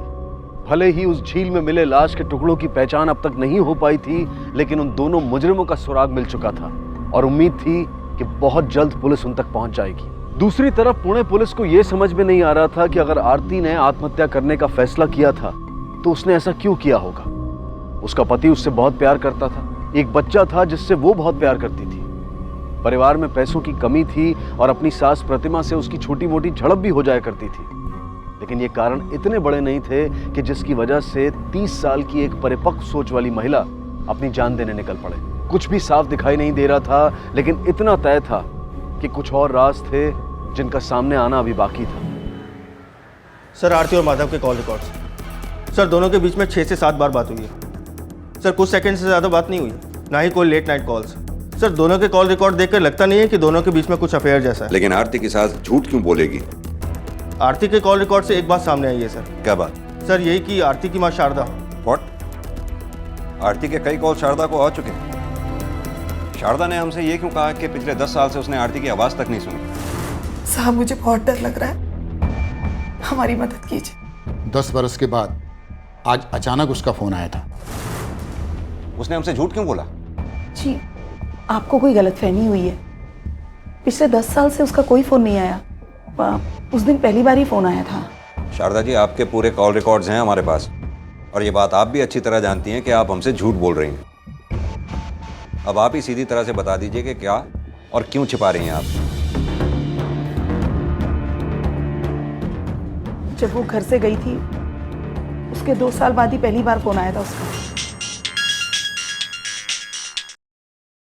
हेलो, कैसी हो माँ? आरती, कैसी है बेटा और कहाँ है तू? मैं अच्छी हूँ माँ, आपके करीबी हूँ। दोनों अब भी नाराज है ना मुझसे? नहीं बेटा। आई, किससे बात कर रही है? किसी से भी नहीं। तो ये बेटा किसको बोल रही थी? अरे, तुझे ही बुला रही थी बेटा। चाय तैयार है, मैं तेरे लिए लेके आती हूँ। हाँ ठीक है। इतने सालों से धोखा दे रही हो तुम मुझे। अरे, शादी के 1 दिन पहले घर से भागी थी वो लड़की, पूरे समाज के सामने हमारे मुंह पर कीचड़ उछालकर, और उसके बाद भी तुमने उससे रिश्ता जोड़ा। आपका बेटा अपने आवारा दोस्त से जबरदस्ती उसकी शादी करवा रहा था और आप भी उसका साथ दे रहे थे। क्या करती?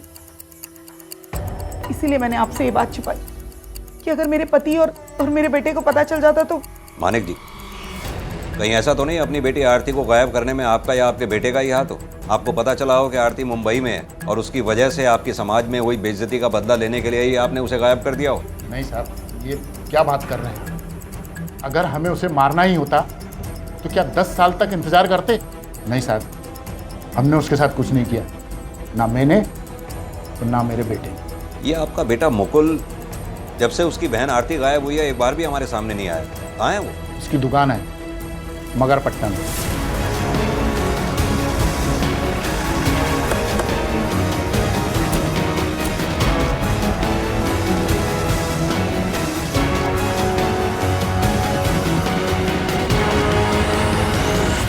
सर, मुकुल का फ़ोन स्विच ऑफ बता रहा है, लेकिन उसका फ़ोन हमारी आईटी टीम के रडार पर है। जैसे ही ऑन होगा हमें पता चल जाएगा सर। सर, इसके अलावा एक बात और। सर, नासिक पुलिस ने 2 लोगों की फ़ोटो भेजी है 30-35 साल की किसी लेडी के मर्डर केस में। सर, ये देखिए। मर्डर केस के सिलसिले में इन दोनों की फोटोग्राफ?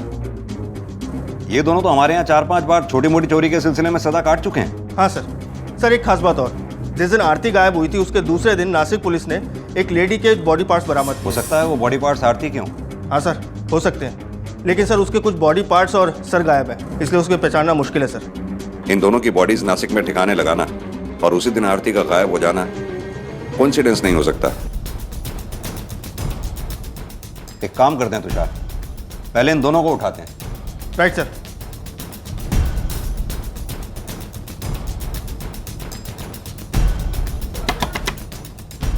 सलीम कहाँ है?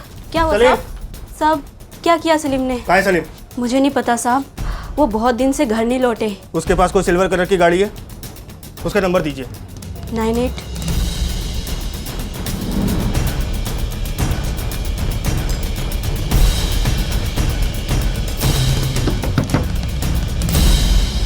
राजेश का करिए ये? जी सर। तुषार कहाँ है राजेश?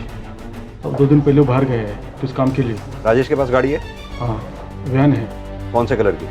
सिल्वर।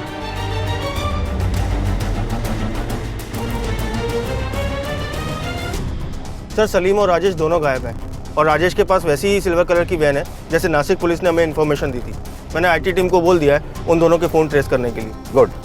ये दोनों नासिक वाले केस में शामिल हैं ऐसा लगता तो है, लेकिन आरती वाले केस से इनका कोई कनेक्शन है ये हम दावे के साथ नहीं कह सकते।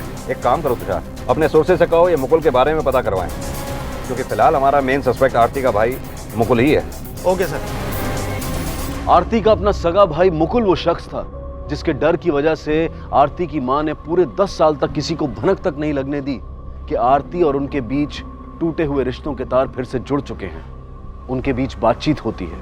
इसके अलावा मुकुल के ही डर से उन्होंने आरती के उस सुसाइड वाले फोन कॉल के बारे में भी किसी को नहीं बताया था, क्योंकि 10 साल का लंबा अरसा गुजर जाने के बाद भी मुकुल और उसके पिता ने आरती को माफ नहीं किया था। दूसरी तरफ नासिक में जिन 2 मुजरिमों ने आरती की लाश के टुकड़े करके उन्हें छिपाने की कोशिश की थी वो भी पुणे के ही थे। तो क्या आरती की हत्या के पीछे उसके अपने सगे भाई मुकुल का हाथ था? और अगर ऐसा था तो क्या इसमें उसके पिता भी शामिल थे?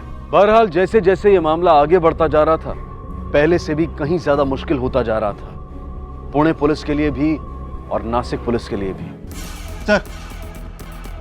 सर सलीम की बीवी के कॉल रिकॉर्ड्स। सर इसके कॉल रिकॉर्ड्स में तो कुछ नहीं मिला, लेकिन राजेश के पिताजी को नासिक से कॉल किया गया था, वो भी एक पीसीओ से। एक काम करो, नासिक पुलिस से को पता करें। Right sir.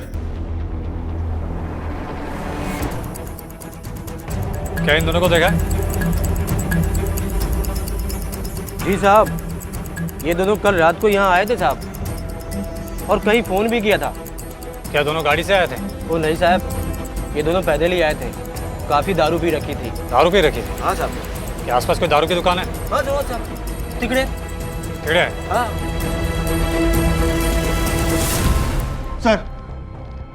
सर मुकुल का फोन ऑन हुआ था, उसकी लोकेशन ट्रेस हो गई है, वो ऑन में है। एक काम करो, टीम को रेडी करो। सर।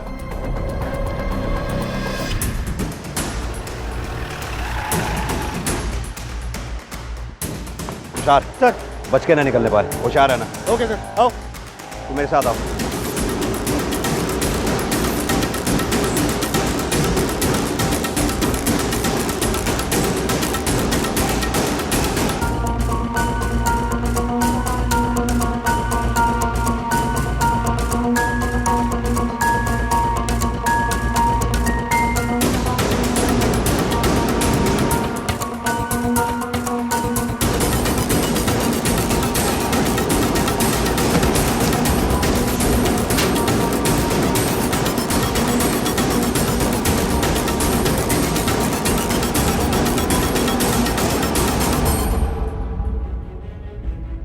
सर इतनी इन्फॉर्मेशन तो मिली है कि वो लोग आसपास दिखाई दिए। वो दोनों पेशेवर मुजरिम हैं, उन्हें अंदाजा हो गया है कि हम लोग उनके पीछे हैं। राजेश ने अपने बाप को इस पीसीओ से कॉल किया था, इसका मतलब इस पीसीओ तक वो चलते आया था। लेकिन सर इतने बड़े पॉश एरिया में हम उन्हें ढूंढेंगे कैसे? इस पॉश एरिया में उनका कोई कनेक्शन तो नहीं रहेगा। एक काम करते हैं, इस एरिया के जितने भी लॉज है ना चेक करते हैं।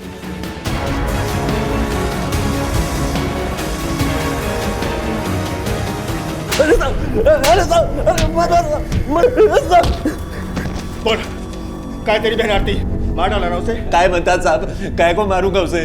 बहन थी मेरी। अरे मारा तो तू उसको 10 साल से देखा भी नहीं मैंने। अच्छा, बड़ा शर्मीला है ना तू? हमको देख के इसलिए भागा था? नहीं साहब, मेरे को लगा कि आप लोगों को तो बाल मिल जाएगा, उसका भी खाल निकाल लेते हो। मेरे दारू के भट्टे का पता न लग जाए आप लोगों को, इसलिए मैं भाग रहा था, और कोई बात नहीं है साहिब। अच्छा, हमारे तेरे दुकान पे पहुंचने के पहले तू फरार कैसे हो गया? किसने बताया तुझे कि हम पहुंचने वाले हैं? साहब, बाबा का कॉल आया था साहब। हेलो हेलो मुकुल, पुलिस वाले आ रहे हैं तुम्हारे पास आरती के बारे में पूछताछ करने। क्या?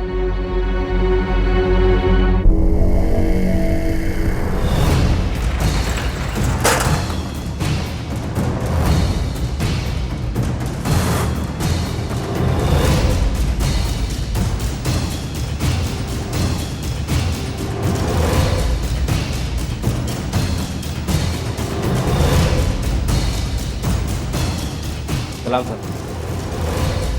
हमें इन दोनों की तलाश है, एक का नाम राजेश है और दूसरे का नाम सलीम। रुके यहाँ पे? हाँ साहब रुके तो है। रूम नंबर क्या है? 104। चल।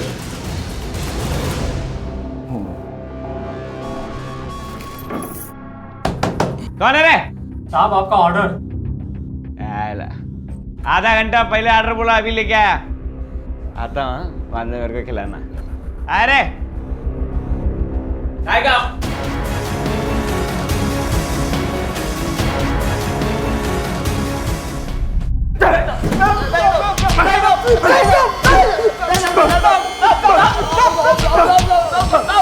सब कुछ सच बताऊंगा साहब, जो भी पूछने का पूछो, मारो बस सब। क्या क्या उस लाश के साथ? कहाँ हैं बाकी के टुकड़े? नहीं बताओगे, ऐसे नहीं बताओगे।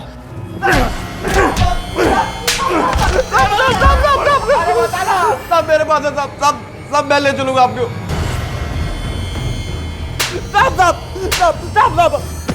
क्या दुश्मनी थी तेरी? अब बोल बोल। साहब हमारी कोई दुश्मनी थी उससे। साहब खुदा का, तो हम लोग ने उसको नहीं मारा था। आपको तो खाली उसकी लाश को ठिकाने लगाने का कॉन्ट्रैक्ट मिला था। किसने दिया था लाश ठिकाने लगाने का कॉन्ट्रैक्ट? बोल। माधव ने साहब, माधव ने।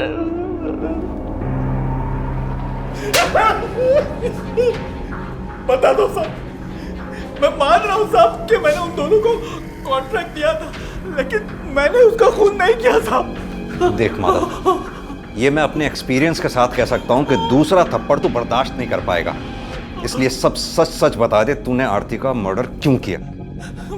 मैं सच बोल रहा हूँ साहब, मैंने आरती को नहीं मारा साहब। मेरी कार की डिक्की में आरती की लाश थी।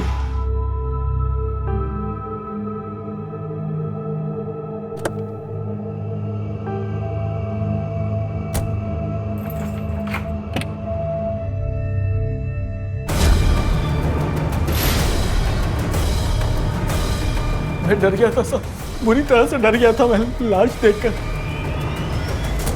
इसलिए मैंने सलीम को फोन किया कि लाश ठिकाने लगा दे। अगर तूने कत्ल नहीं किया था तो उस वक्त तू हमारे पास क्यों नहीं आया? क्यों नहीं खबर दी हमें? साहब मेरी आरती के साथ नाजायज संबंध थे साहब।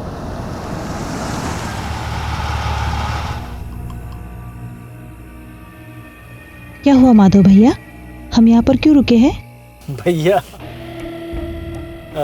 सॉरी आरती, मैंने कभी तुम्हें उस नजर से देखा नहीं। क्या कह रहे हैं आप? मैं आपको भैया बुलाती हूँ। अगर सैया बुलाऊंगी तो क्या सैया हो जाऊंगा? तो भैया कैसे हुआ? क्या बकवास कर रहे हैं आप? ये सब योगेश को बताऊंगी। लॉक है, लॉक, यहाँ से लॉक। ठीक है बताओ, जाओ योगेश को, मैं भी जाऊंगा, बोलूंगा लाओ मेरे 30 लाख रुपए। कहाँ से देगा? है ही नहीं उसके पास। फिर दुकान में हिस्सा देना पड़ेगा, तुम्हारा घर भी ले लूंगा मैं, सड़क पर आ जाओगी तुम, और तुम्हारा बच्चा भी। अरे अपने बच्चे के लिए इतना नहीं कर सकती? अगर अभी तुम यहाँ से गई ना तो याद रखना आरती, कल पूरा परिवार तुम्हारा सड़क पर होगा। तुम्हारी सासू माँ, तुम्हारा बच्चा, तुम्हारा पति, सब सड़क पे होंगे, याद रखना। अरे मान जाओ ना यार, एक टाइम की तो बात है। क्या मतलब? ठीक है तो हाँ, मैं भी वही सोच रहा था। You are very intelligent girl, कभी कभी कंप्रोमाइज करना पड़ता है। आरती अपनी मर्जी से मेरे साथ रिश्ता नहीं बनाया था, मैंने उसके साथ जबरदस्ती की थी साहब। लेकिन वो पहली बार आखिरी बार नहीं था। तू आरती के घर भी गया था, योगेश की गैर हाजिरी में गया था ना? हाँ, हाँ, हाँ, हाँ।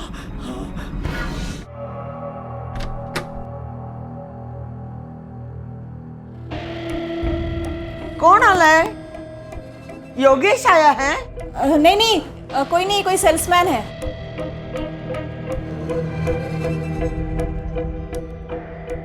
तुम यहाँ क्यों आए? प्यार करने। माची है अंदर, मैंने कहा माची है अंदर। छोड़ मुझे। अच्छा, मार्केट में एक पिक्चर आई है आरती और माधव की।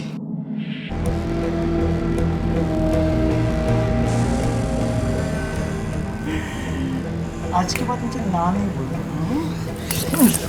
हाँ दिखा दो सबको।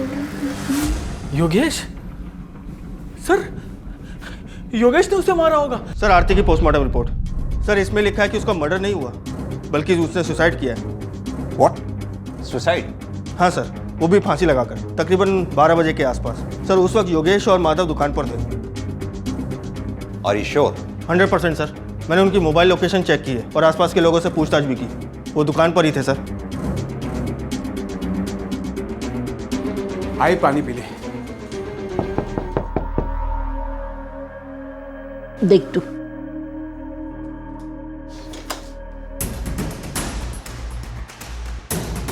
आरती के बारे में पता चला सर?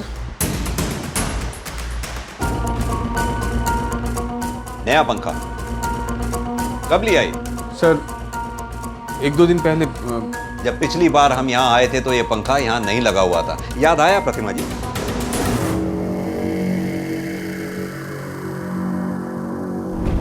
पंखे नहीं, पर्दा हटा दो सर। वो हमारा पंखा कुछ ठीक से काम नहीं कर रहा था तो हमने तो रिपेयर करा लेते। तुम्हारे हाथ और हालात तो वैसे भी बहुत तंग थे। वो बात ही है सर। आप लोग योगेश, हमें आरती की लाश बरामद हो चुकी है। उसका पोस्टमार्टम हो चुका है जिसमें साफ साफ लिखा है कि उसकी हत्या नहीं हुई थी, उसने सुसाइड किया था। रिपोर्ट में अगर कोई बात नहीं लिखी तो वो ये कि उसने यहां इस जगह इस पंखे से लटक कर अपनी जान दी थी, है ना? हाँ कि ना? बोलो।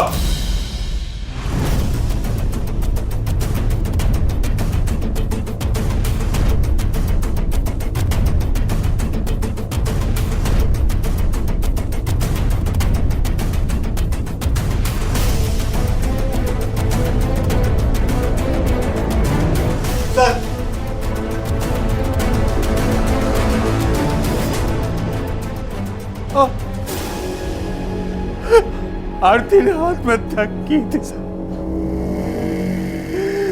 इसी कमरे में आत्महत्या की थी सर। मैं जब दुकान से घर पर आया सर, मैं देखा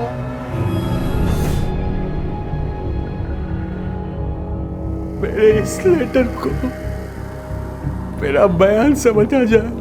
कई बार जिंदगी इतनी डरावनी हो जाती है कि मौत का डर दिल से निकल जाता है। मेरे साथ भी ऐसे ही हुआ है।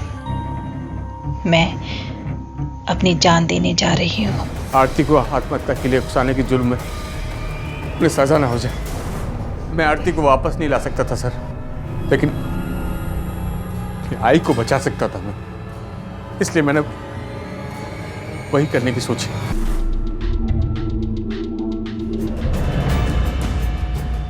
जो कुछ हुआ था सर, ये माधव की वजह से हुआ था।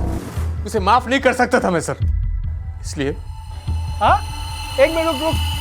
हाँ हाँ रुक, आ रहा हूँ। हाँ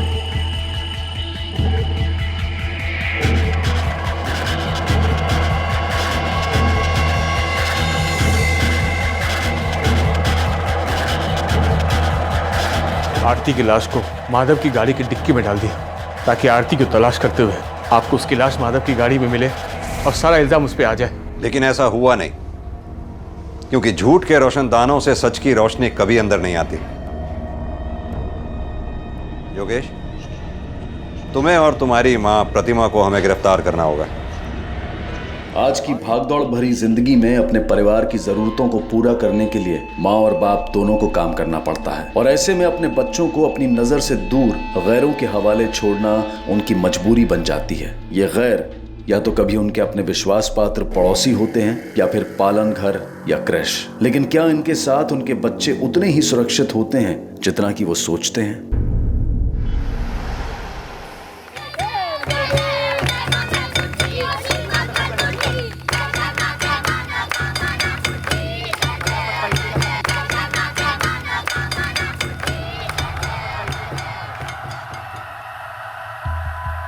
जयंती को भी बुला लेती हूँ।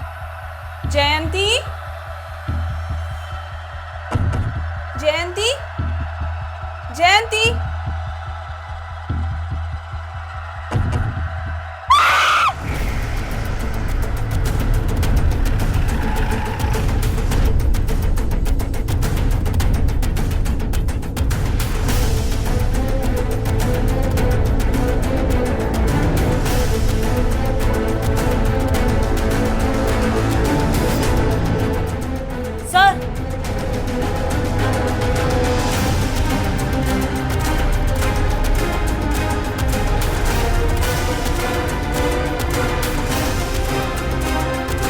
सारे घर की अच्छे से तलाशी लो। Yes sir. साहेब मिस कॉल केला होता, मैं जयंती को आरती के लिए बुलाने आई थी। अंदर जाके देखती हूँ तो काकी गिरी पड़ी हुई थी। जब ये सब हुआ आप कहाँ थी? मैं नीचे आरती के लिए गई थी। और जब आप आरती के लिए गई थी वो कहाँ थी? वो अंदर सो रही थी। सर बेडरूम में ये मोबाइल मिला है। ये मेरी बेटी सलोनी का मोबाइल है। कहाँ है वो? उससे मैंने सामान लेने के लिए बाहर भेजा था, अभी तक आई नहीं वो। क्या वजह थी इन हत्याओं के पीछे? पुलिस इस गुत्थी को सुलझाने की कोशिश में जुट गई। जब तुम नीचे आरती के लिए गई थी तुम्हारी बेटी घर पे थी? नहीं, उससे पहले ही चली गई थी। तुम्हारे पास कोई तस्वीर है उसकी?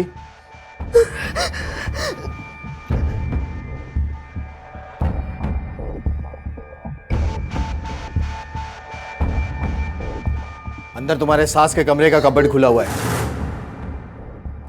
तुम्हें लगता है कुछ चोरी हुआ होगा वहां से? हो सकता है, क्योंकि सारे जेवर और पैसे उन्हीं के कबर्ड में होते हैं और चाबी भी उन्हीं के पास होती है। लेकिन आप मेरी बच्ची को ढूंढे ना प्लीज। पता नहीं मेरी बच्ची कहाँ होगी, प्लीज मेरी बच्ची को ढूंढे ना। हमें जैसे तुम्हारी बेटी के बारे में पता चलेगा खबर करेंगे। तस्वीर ले ली।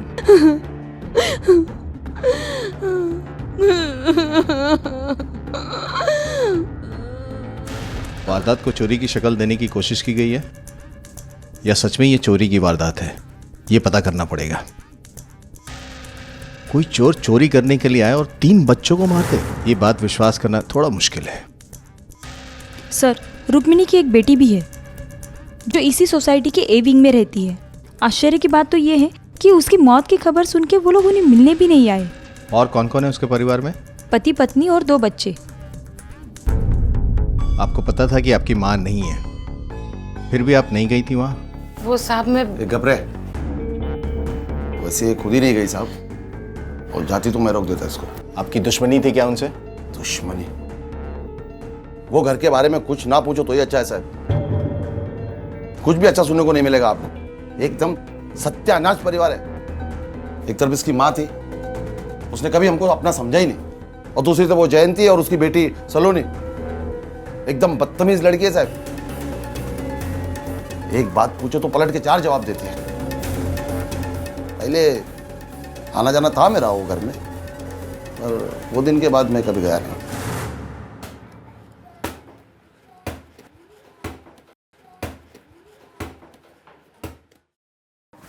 ये किसने फेंका बॉल? हाँ मैंने फेंका। क्या कर लेंगे आप? देखो दिखता नहीं, इधर बैठ के टीवी देख रहा हूं मैं। तो आपको भी दिखता नहीं है? हम सब यहाँ खेल रहे हैं। इतना ही टीवी देखने का शौक है तो अपने घर जाके देखो ना। शमाइला, ये दिमाग जबान कैसी चल रही है इसकी? एक दिलाना खाना खा ले तो होश ठिकाना जाएंगे अभी। मैं भी चुप नहीं रहूंगी, हाथ लगा के तो दिखाओ। दीपक, दीपक, अरे कुछ बोलना इसको। क्या बोलूं? हाँ, वो तो है ही मनूस, पैदा होने के पहले ही अपने बाप को खा डाली। मनूस है तो इसको घर से बाहर निकल, इसकी माँ के साथ। अच्छा, तिला बाहर करूं आणि तू यहाँ अपना ठेला जमा के बैठ जाएगा। अरे उसकी माँ मनूस है, कम से कम ये बच्चों का स्कूल चला के 2 पैसा कमाती तो है। मुफ्त की रोटी तोड़ता है तू, और क्या करता है? पता नहीं वो कौन सी मनूस घड़ी थी जो मेरी बेटी ने दूसरी शादी तुझ जैसे निकम्मे से की, समझा? बघतोय मी तुला। हाँ बगा बगा।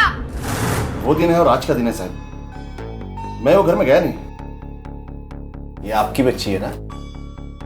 जी हाँ। आपका एक बेटा भी है? हाँ। कहाँ है वो?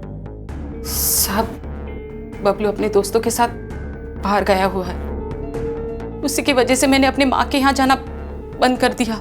जयंती की बेटी सलोनी और बबलू, इन दोनों का आपस में बहुत जमता था। दोनों भाई बहन बहुत अच्छे से रहते थे, लेकिन सलोनी हमेशा हम दोनों के खिलाफ उसे भड़काती थी, बदतमीजी से बात करती थी। उसके संगत में रहकर वो बहुत बिगड़ गया था। घर से रात भर बाहर रहता था। जगत भैया की क्या उस जयंती से शादी हुई, मेरा तो घर ही टूट गया साहब। आपका बेटा बबलू जैसे आए उसे लेके पुलिस स्टेशन आइए।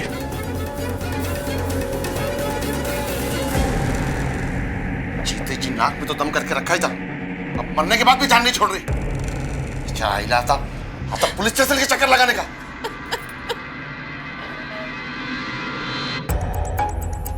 हमारा तो सब कुछ बर्बाद हो गया, मेरे बच्चों। साहब जी, जयंती को उसके घर में कोई भी पसंद नहीं करता था, इसलिए हम सबको उसके ऊपर दया आती थी। साहब हमारी किसी से कोई दुश्मनी नहीं है, पर रुक्मणी की पूरी सोसाइटी से ही दुश्मनी थी। काय सांगू साहेब तुम्हाला मी त्यांच्याबद्दल। वो सास बहू हमेशा लड़ने पे उतारू होती थी। जैसे मेरी वजह से सब प्रॉब्लम्स है उनको, मुझसे कहती थी कभी पानी की पाइप काट दी, कभी इलेक्ट्रिसिटी काट दी, हमेशा खिच होती रहती थी। झगड़ालू तो वो थी, पर हम उनसे कोई संबंध नहीं रखते थे। और उनकी बेटी सलोनी? मैंने तो सुना था ये लड़की भी अपनी माँ और दादी के जैसे ही झगड़ालू थी।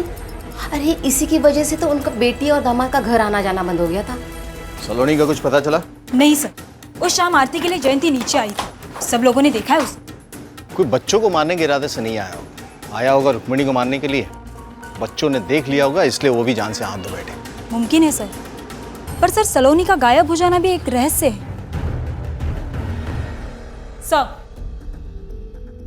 रुक्मिणी के और बच्चों की पोस्टमार्टम रिपोर्ट आई है। तीनों बच्चों के शरीर में स्लीपिंग पिल्स के कुछ अंश मिले हैं, मगर उनकी मौत उस वजह से नहीं हुई, बल्कि उन तीनों बच्चों का गला घोटा गया है। इसीलिए बच्चों की चीख किसी ने नहीं सुनी, या उनके स्ट्रगल के निशान वहां नहीं थे। मतलब स्लीपिंग पिल्स दिया गया, उसके बाद मारने की कोशिश की गई है, या अगर वो होश में भी आए होंगे, दवा के असर में कमजोर और लाचार रहे होंगे। सर, रुक्मिणी के शरीर में भी स्लीपिंग पिल्स के अंश मिले हैं। उसका मतलब है ये सोची समझी साजिश है। सलोनी का कुछ पता चला? नो सर, सलोनी का अभी तक कुछ पता नहीं चला, और बबलू भी घर पे लौट के नहीं आया है। रेलवे स्टेशन, बस स्टॉप, सभी की जगह पूछताछ चालू है। जयंती का कहना है कि सलोनी कहाँ है उसे मालूम नहीं। जब तुम नीचे आरती के लिए गई थी, तुम्हारी बेटी घर पे थी? उससे पहले ही चली गई थी। संध्या कहती कि बबलू कहाँ है उसे मालूम नहीं। बबलू अपने दोस्तों के साथ बाहर गया हुआ है। दोनों में से कोई तो झूठ बोल रहा है। सब मेरी बेटी का कुछ पता चला? तुम्हारी उन बच्चों के साथ या उनके पेरेंट्स के साथ कुछ दुश्मनी थी क्या? नहीं, ऐसा कुछ नहीं था। मैं उन बच्चों को अपने बच्चों की तरह संभालती थी। नींद की गोली खिला के? नहीं, मैंने उन्हें तुमने उन्हें स्लीपिंग पिल्स दिया ताकि तुम उनकी जान ले सको? नहीं, मैंने उन्हें नहीं मारा। मी काही नहीं केलं, मी नहीं मारलं। मैं उन्हें स्लीपिंग पिल्स देती थी, लेकिन सब मैं क्या करती, पूरा दिन घर का काम करो, मेरी सास की सेवा करो, मुझसे नहीं हो रहा था। ऊपर से दोपहर का टाइम मेरी सास का सोने का होता था। अगर उस बीच कोई भी बच्चा रोता तो फिर वो उन्हें मारने चली आती थी। इसलिए मैंने आधी आधी नींद की गोली देना शुरू कर दिया।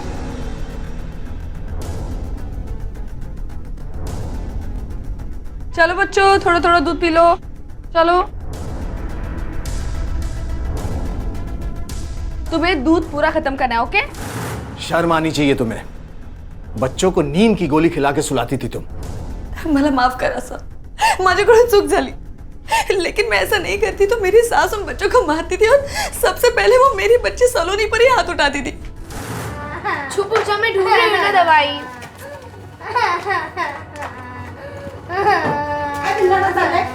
क्यों रो रही है? नाले कहीं की? जब देखो रोती रहती है। अजी, उसे मारो मत, वरना ठीक नहीं होगा। क्या ठीक? सर प्लीज, मेरी बच्ची को ढूंढिए प्लीज। पता नहीं मेरी बच्ची कहाँ किस हाल में होगी। साहब, मेरा बबलू अब तक घर नहीं आया साहब। बेटा, लेकिन तुम तो कहती थी कि अक्सर बाहर रहता था घर से। साहब, कितना भी देर हो जाए, लेकिन वो घर पे आता है साहब। एक बात बताओ, रुक्मिणी के घर में वो किसी को पसंद नहीं करता था? हाँ साहब, वो आई को नहीं पसंद करता, लेकिन अपनी बहन स्वाति से ज्यादा उस सलोनी को बहुत मानता है वो। मगर तुम्ही ने तो कहा था कि सलोनी की वजह से वो गलत राह पे चलने लगा है। वही तो है ना सलोनी, जो मेरे बबलू के दिमाग में सब उल्टा सुल्टा भरती है। और तो और वो पालना घर के बच्चों को भी नहीं पसंद करती है। मतलब वो बच्चों को बिल्कुल नहीं संभालती थी? वो क्या संभालेगी साहब, ये क्या उसकी उम्र है बच्चों को संभालने की? इसीलिए वो बहुत चिड़चिड़ी हो गई थी, सबसे बदतमीजी से बात करती थी साहब वो। और एक दिन तो उसने ऐसा किया कि सलोनी देखो, मैं कल मार्केट गई थी तो क्या लेके आई हूँ तुम लोग के लिए? ड्रेस। ले, तेरे लिए भी लेके आई हूँ और स्वाति के लिए भी लेके आई हूँ। अच्छा है ना? मैं कुछ लाती हूँ खाने के लिए। देखो दीदी, मेरे लिए कितना अच्छा लाया ड्रेस। तेरा ड्रेस तो बहुत ही कलरफुल है, मतलब मुझे सस्ता और तुझे महंगा।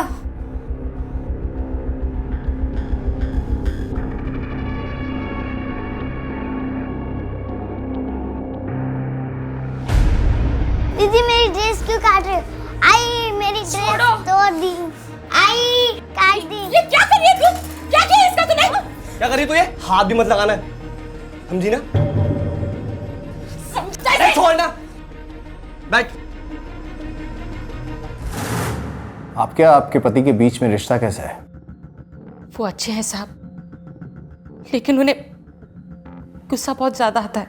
गुस्से में वो अपना आपा खो देते साहब। तो उनकी वजह से आपने अपने मायके जाना बंद कर दिया था?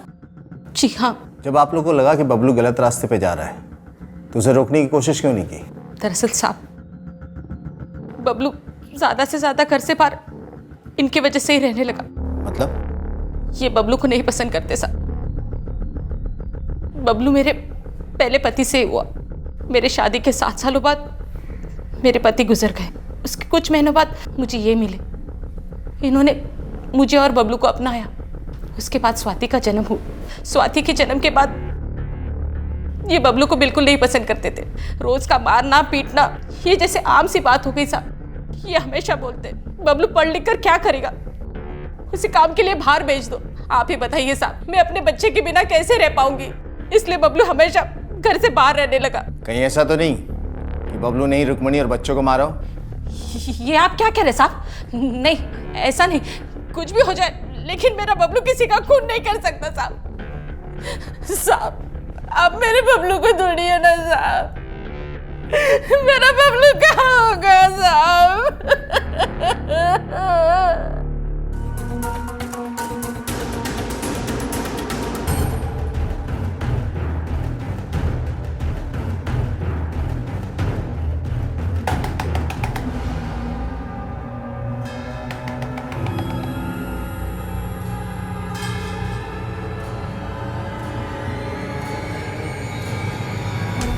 यहाँ क्यों है जयंती? मेरी बच्ची सलोनी नहीं मिल रही है। पता नहीं वो कहाँ चली गई। पता नहीं वो कहाँ के साल में होगी। मिल नहीं रही है मुझे। तुम्हें यहाँ आते किसी ने देख लिया ना, दोनों के लिए मुसीबत हो जाएगी जयंती। लेकिन दीपक, मेरी सलोनी कहाँ है? तुम्हें पता है कुछ? दीपक, मेरी सलोनी है। फिक्र मत करो, वो आ जाएगी। एक मिनट।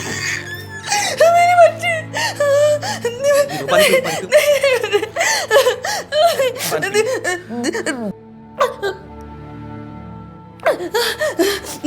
मेरी बच्ची आ जाएगी। सलोनी कुछ मिल जाएगी। मेरी बच्ची कुछ होने नहीं दूंगा।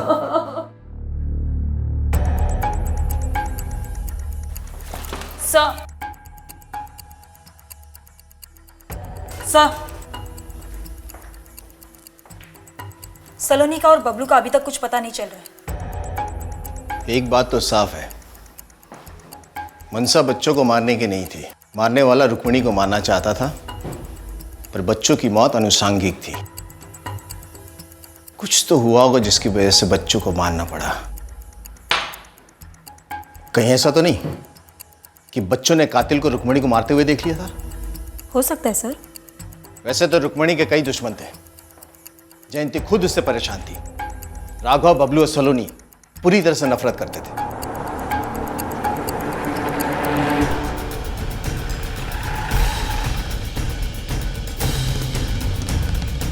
सर, अगर एक के साथ दुश्मनी हो तो बताओ।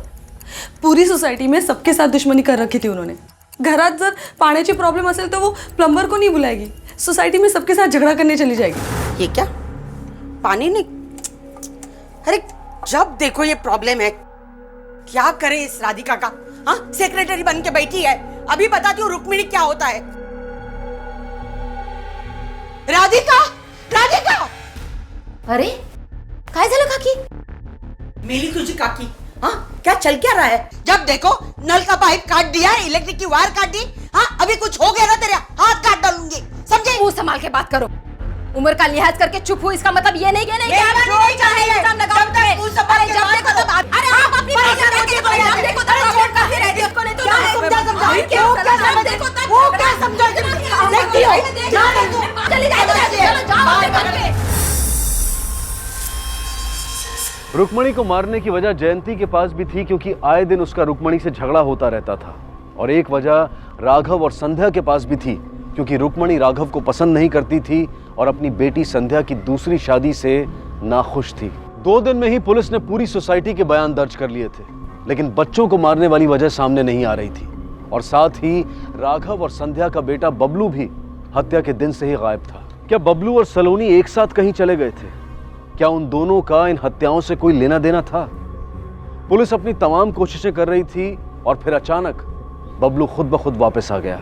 साफ साफ तुझसे एक बात पूछ रहा हूँ, बता सलोनी से आखिरी बार कहाँ मिला था? बताया तो साहब, मैं 3 दिन पहले उससे मिलने गया था।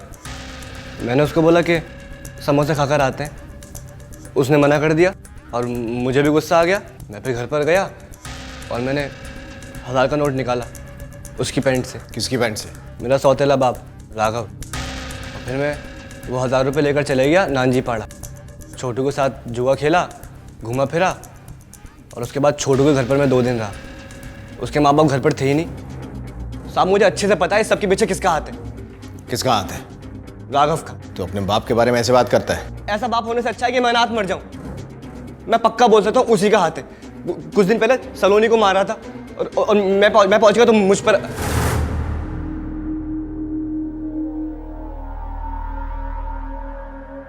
तू बात नहीं कर सकती तो मैं बात करता हूँ, हट। आई, ये इसको यहां से निकालो और ये घर बेच के हमको हमारा हिस्सा दे दो। कौन सा हिस्सा? काय का हिस्सा? ये घर मेरे नाम पे है, किसी का कोई हिस्सा नहीं आता है। तुझ जैसे निकम्मे को एक फूटी कौड़ी नहीं दूंगी। ये घर बेच के मैं गणपति बापा के मंदिर में दान दे दूंगी। ना इस मनुष्य को कुछ मिलेगा, ना तेरे जैसे निकम्मे को, समझा? ये घर मैं लेकर आऊंगा। अरे यार सुनिए ना मेरी तेरी विधवा बेटी है ना, इसको अपनाया मैंने। बबलू कहाँ था तू? कहाँ गया था तू? नानजी पाड़ा में जुआ खेल रहा था, वहां से उठाया इसे। ये क्या कह रहे हैं आप? साहब इसे माफ कीजिए, ये फिर से कभी नहीं जाएगा। बोल साहब को नहीं जाएगा, बोल। इसका स्टेटमेंट लो और उसके दोस्तों के बारे में पता करो।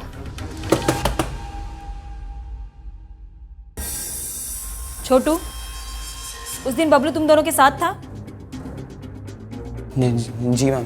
क्या कर रहे थे तुम लोग? कुछ नहीं मैम, हम लोग तो बस घर पे। देखो सच बताओ, बबलू ने हमें सब सच बता दिया है, मैं तुम्हारे मुंह से सुनना चाहती हूँ। कुछ नहीं मैम, हम लोग यहीं पे बस वो पार्टी वगैरह कर रहे थे तो, और शराब पी रहे थे और थोड़ी सी पिक्चर विक्चर। अरे अरे आंटी छोड़ दीजिए, आंटी छोड़ दीजिए उन्हें। इस केस की एक और कड़ी मिल गई थी। बबलू वापस आ गया था, लेकिन सलोनी का अब तक कुछ पता नहीं चला था। पुलिस ने आसपास के सारे हॉस्पिटल के रिकॉर्ड्स चेक कर लिए थे। शमशान से लेकर कब्रिस्तान तक कहीं से कोई खबर नहीं मिली थी। हर police station, railway station, bus stand, taxi stand, हर जगह पर पुलिस ने सलोनी की तस्वीर लगा दी थी। और ये काम बड़ी मुस्तैदी से उन्होंने कुछ ही दिनों में कर दिखाया था। लेकिन फिर भी सलोनी का कुछ पता नहीं चला और सलोनी के मिले बिना इस केस का सुलझना संभव नहीं लग रहा था। कहाँ है सलोनी?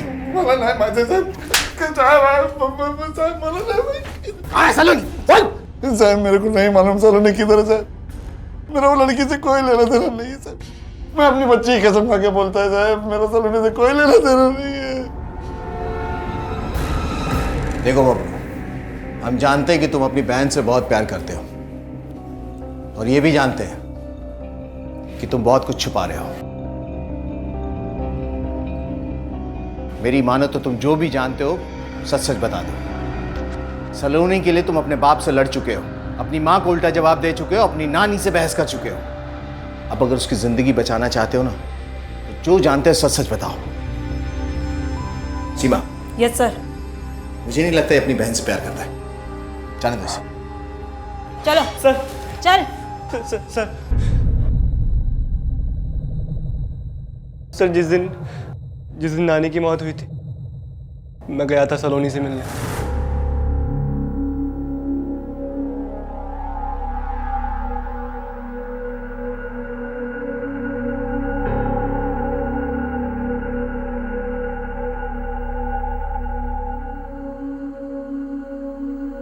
सलोनी अरे बबलू दादा तुम? धीरे बात कर। मैंने सारा बंदोबस्त कर लिया है। कल सुबह 4 बजे हमारी ट्रेन है। पर आई को छोड़कर? आई के लिए तो कर रहे हैं हम ये सब। तुझे क्या लगता है मामी और माया खुश है? एक तो ये नानी और एक वो आदमी मुझे बाप बोलना पड़ता है। पर हम पकड़े गए तो? कुछ पकड़े नहीं जाएंगे, मैंने किसी को नहीं बताया। ठीक है, कल सुबह 4 बजे मुझे वहां मिलो। ठीक है? सर अगले दिन मैंने उसका सुबह बहुत इंतजार किया पर वो नहीं आई साहब। मैंने सोचा वो डर गई है। मैंने उस दिन पूरा पक्का कर लिया था कि मैं उससे बात नहीं करूंगा। टेंशन में 2 दिन घूमता रहा, जुआ खेलता रहा, ऐसे खर्च करता रहा और जब यहाँ आया तो मुझे पता चला कि ये सब हुआ है। मुझे पता नहीं था सर। तुम कितने बजे सलोनी से मिलने गए थे? करीब 6 बजे। बिल्डिंग के नीचे आरती स्टार्ट ही हुई थी। जब तुम वहां गए थे तुम्हारी नानी और बच्चे जिंदा थे? सर नानी के कमरे में तो मैंने नहीं देखा पर बच्चे सो रहे थे वहां पर। बबलू की बात पे विश्वास करें तो खून उस वक्त हुआ जब नीचे आरती हो रही थी, क्योंकि सरला जब जयंती को आरती के लिए बुलाने गई उस वक्त उसने रुक्मणी की बॉडी देखी। सर उस एरिया के नजदीकी टावर से सारे नेटवर्क के कॉल्स रिकॉर्ड निकाले हैं। हजारों डिटेल्स निकली हैं। शाम का समय था, आरती के लिए सारी सोसाइटी वहां पे आई थी। आसपास के भी बहुत सारे लोग वहां पे थे। वॉचमैन, दुकानदार, सबसे पूछताछ की मगर किसी ने भी सलोनी को आते जाते हुए नहीं देखा। Sir railway station, bus stop, हर जगह की सीसीटीवी फुटेज चेक कर लिए गए हैं लेकिन कहीं भी सलोनी नजर नहीं आई। और सर उसकी बिल्डिंग में कोई सीसीटीवी कैमरा लगे ही नहीं है। ऐसा कैसे हो सकता है कि सलोनी वहां से गई या कोई जबरदस्ती उसे वहां से लेके गया और किसी की नजर ना पड़ी हो? ये तो तभी संभव है ना कि बिल्डिंग से वो बाहर गई ही नहीं। चलो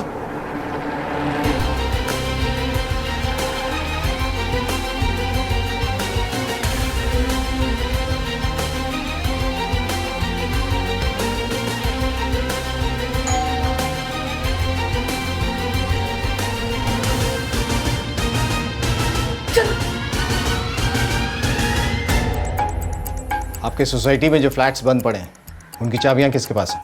कुछ फ्लैट्स की चाबियां तो मेरे पास ही हैं।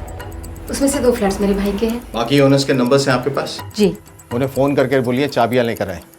फ्लैट्स की तलाशी लेनी है और जिन फ्लैट्स की चाबियां आपके पास हैं लेके चलिए। जी।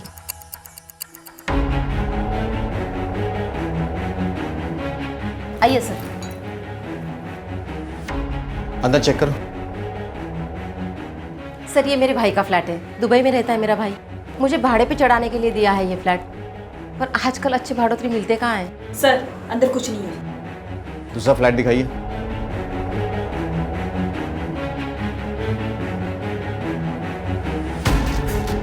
लाइट है?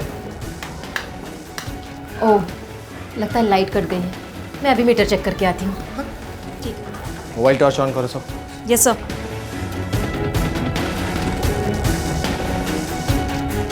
कोना कोना चेक करो, देखो कुछ है क्या।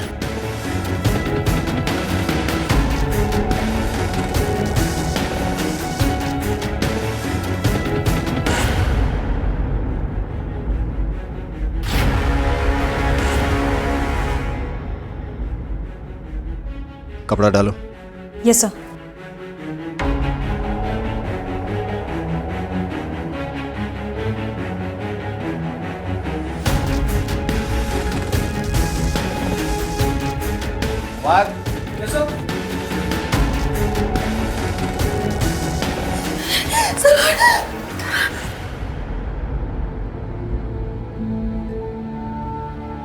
जयंती, जयंती, जयंती, जयंती, जयंती, अपने आप को संभालो जयंती। बाहर लेके जाओ इनको। फॉरेंसिक को बुलाओ। बॉडी को पोस्टमार्टम के लिए भेजें। Yes sir. सर, सलोनी की पोस्टमार्टम रिपोर्ट, इस रिपोर्ट में लिखा है उसके साथ कई बार बलात्कार हुआ है, मगर उसकी मौत दम घुटने की वजह से हुई है। जाहिर सी बात है कि जिसने भी ये क्रूरकर्म किया है उसने उसकी चीखें रोकने के लिए उसका मुंह दबाया होगा और उसी में उसका दम घुट गया। क्राइम स्पॉट से कुछ मिला? कुछ खास तो नहीं सर, मगर ये स्लीपिंग पिल्स की खाली बोतल मिली है।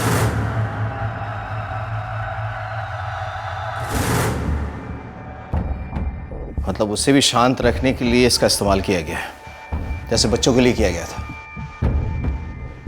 बच्चों को तो ये जयंती देती थी, पर उसे किसने दिया होगा? एक काम करो, इस पे जो बार कोड है उससे पता करो ये दवा कहाँ से खरीदी गई थी और किसने खरीदी। Okay sir.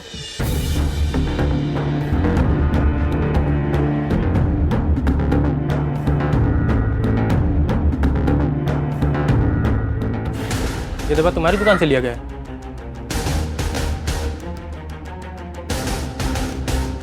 हाँ सर, मेरे इधर से लिया है। किसने लिया? तुम्हारी सास नींद की गोलियां लेती थी। जी हाँ। और वही गोलियां तुम उन बच्चों को भी खिला रही थी। तुम्हें पता है इन नींद की गोलियों की बोतल तुम्हारी बेटी के लाश के नजदीक मिली है। वो वहां पे कैसे पहुंचा? मुझे नहीं पता। जयंती, मुझे ऐसा क्यों लग रहा है तुम अभी भी हमसे झूठ बोल रही हो? नहीं, मैं आपसे झूठ नहीं बोल रही। मुझे जो भी पता था मैंने आपको सब बता दिया। देखो, अगर कुछ छूट गया हो, कुछ बताया नहीं, तो बता दो। मैंने आपसे कहा ना, मैं कुछ नहीं छुपा रही। मुझे जो पता था मैंने बता दिया आपको। ठीक है। कुमार, इस सोसाइटी में जितने भी फ्लैट हैं उन सबकी तलाशी लो और जितने भी लोग रह रहे हैं उन सबके डिटेल्स निकालो। सर, ये उन लोगों की डिटेल्स है जिनका आना जाना सोसाइटी में था। हमने सबके बारे में डिटेल्स निकाली है, मगर सबसे इंटरेस्टिंग डिटेल इन लोगों की है।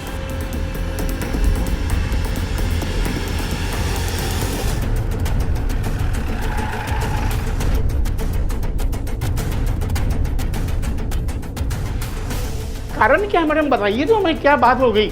आपसे सिर्फ जरूरी पूछताछ करनी है, आप चलिए हमारे साथ।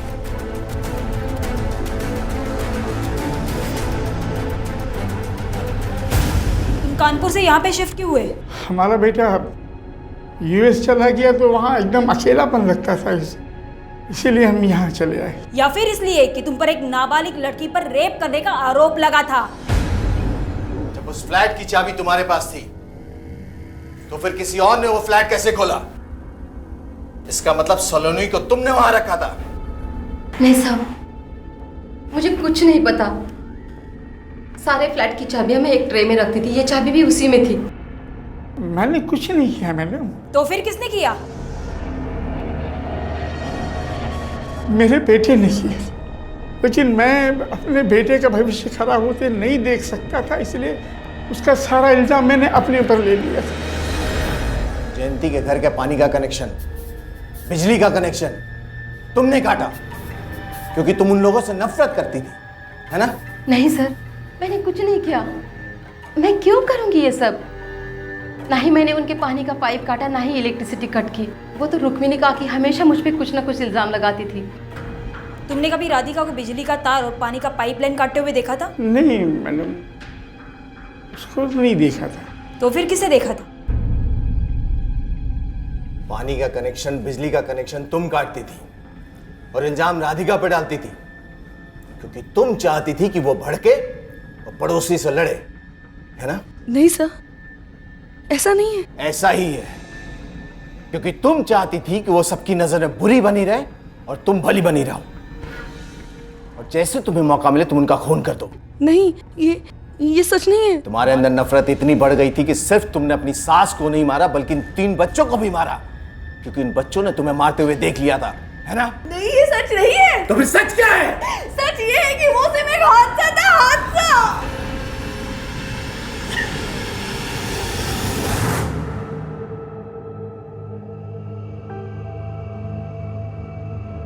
चलो बच्चों, थोड़ा थोड़ा दूध पी लो। चलो, तुम्हें दूध पूरा खत्म करना है, ओके? क्यूट, जल्दी जल्दी। हाँ,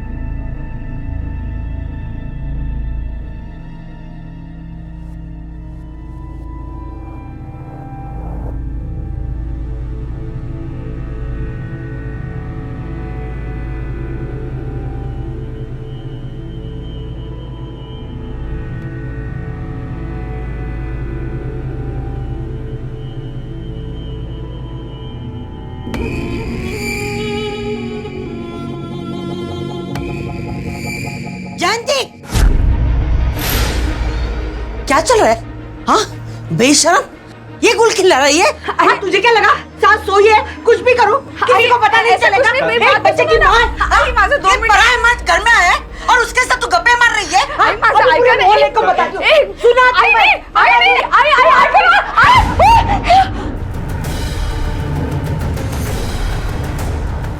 सो गए बच्चे, जल्दी आओ, आराम से चला।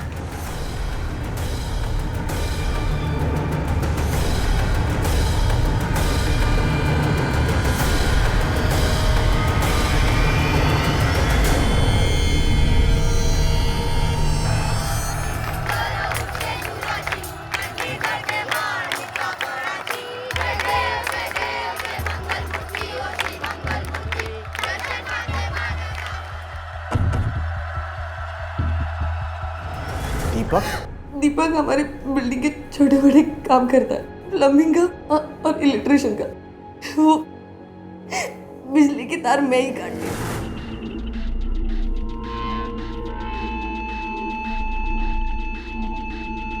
ताकि मुझे बहाना मिल जाए दीपक को घर बुलाने का और किसी को शक भी ना। हम दोनों एक दूसरे से प्यार करते हैं सर। मैं अपनी बच्ची की कसम खाती हूँ, मैंने उन बच्चों को नहीं मारा, सच में नहीं मारा मैंने उन बच्चों को। किस बच्ची की कसम खा रही हो तुम, जिसकी जान शायद तुम्हारी वजह से चली गई? उसकी? ये सच बात है कि हम जयंती से बहुत प्यार करते थे, लेकिन रुक्मणी को जयंती ने नहीं मारा। जब तक मैं अपने खेत पे नहीं पछताऊंगी ना, तब तक मेरी बच्ची नहीं आएगी। तुम्हें यही लगता है ना? चलो पुलिस को सब बता देते हैं, चलो मेरे साथ। लेकिन हाँ, एक झूठ बोलूंगा मैं। काकी को धक्का तुमने नहीं, मैंने दिया था।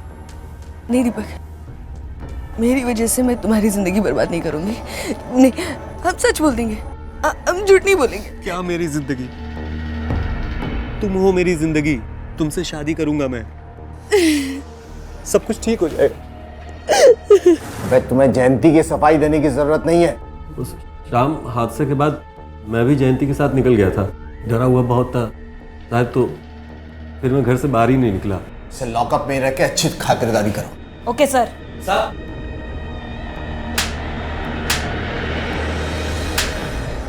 इस वक्त हमारे सामने 3 लोग हैं जो शक के दायरे में हैं।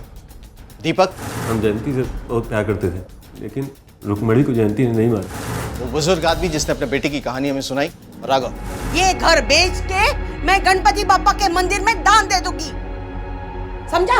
ये घर मैं लेकर आऊंगा। अरे यार, लेकिन जयंती को भी हम नजरअंदाज नहीं कर सकते। नहीं, ये सच नहीं है। तो फिर सच क्या है? सच ये है कि वो सिर्फ एक हादसा था, हादसा। सीमा, एक काम करो, इन तीनों लोगों के डीएनए सैंपल कलेक्ट करो और सलोनी के बॉडी से मिले सीमेंट से मैच करो। Okay sir.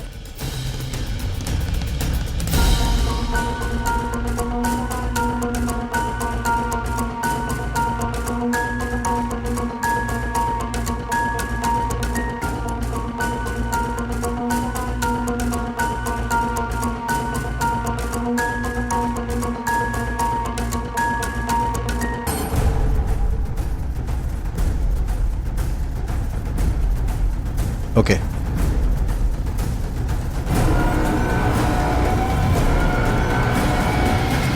छोटी बच्ची का रेप किया तुमने? साहब,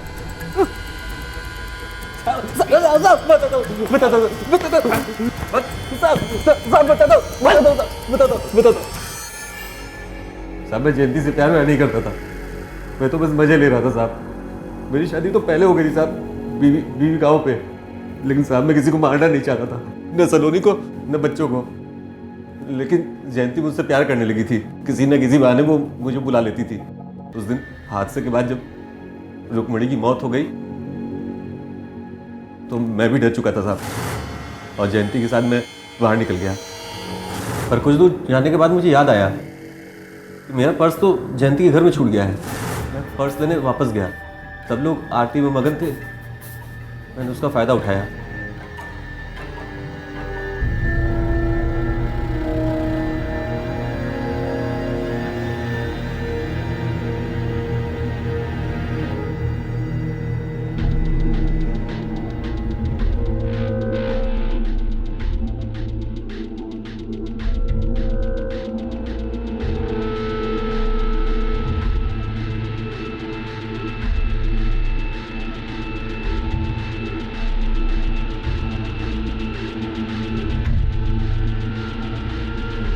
लेकिन जब मैं पर्स लेकर लौटने लगा तो मैंने देखा कि तीनों बच्चे जाग गए थे। मुझे लगा ये पहचान लेंगे मुझे।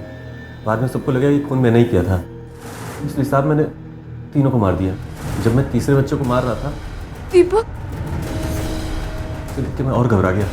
राधिका के फ्लैट की डुप्लीकेट चाबी मैंने पहले से ही बनवा रखी थी, क्योंकि कभी कभी मैं और जयंती वहाँ जाया करते थे।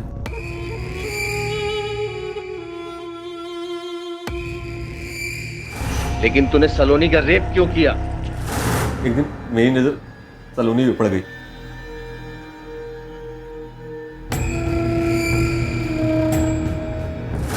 बहुत कोशिश की साहब मैंने उसके बारे में आए बुरे ख्यालों को अपने दिल से निकालने की, लेकिन नहीं निकल पाया साहब। जब सलोनी को वहां लेके गया तो मैंने उसके साथ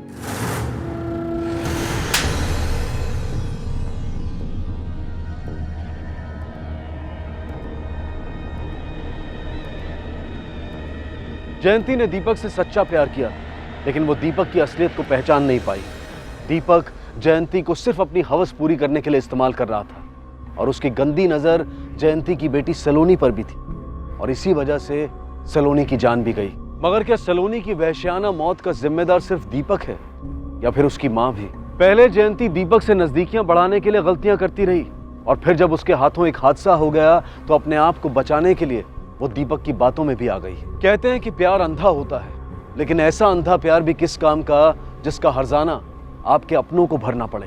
अब मैं अनूप सोनी आपसे विदा लेता हूं, फिर मुलाकात होगी अगले एपिसोड में जुर्म की एक और कहानी के साथ। तब तक अपना और अपने परिवार का ख्याल रखें और देखते रहें क्राइम पेट्रोल डायल 100। सबक एक को सीख हम सबको। जय हिंद। क्राइम पेट्रोल के और भी दिलचस्प कहानी देखने के लिए हमारे चैनल को सब्सक्राइब करें और बेल आइकॉन दबाना न भूलें।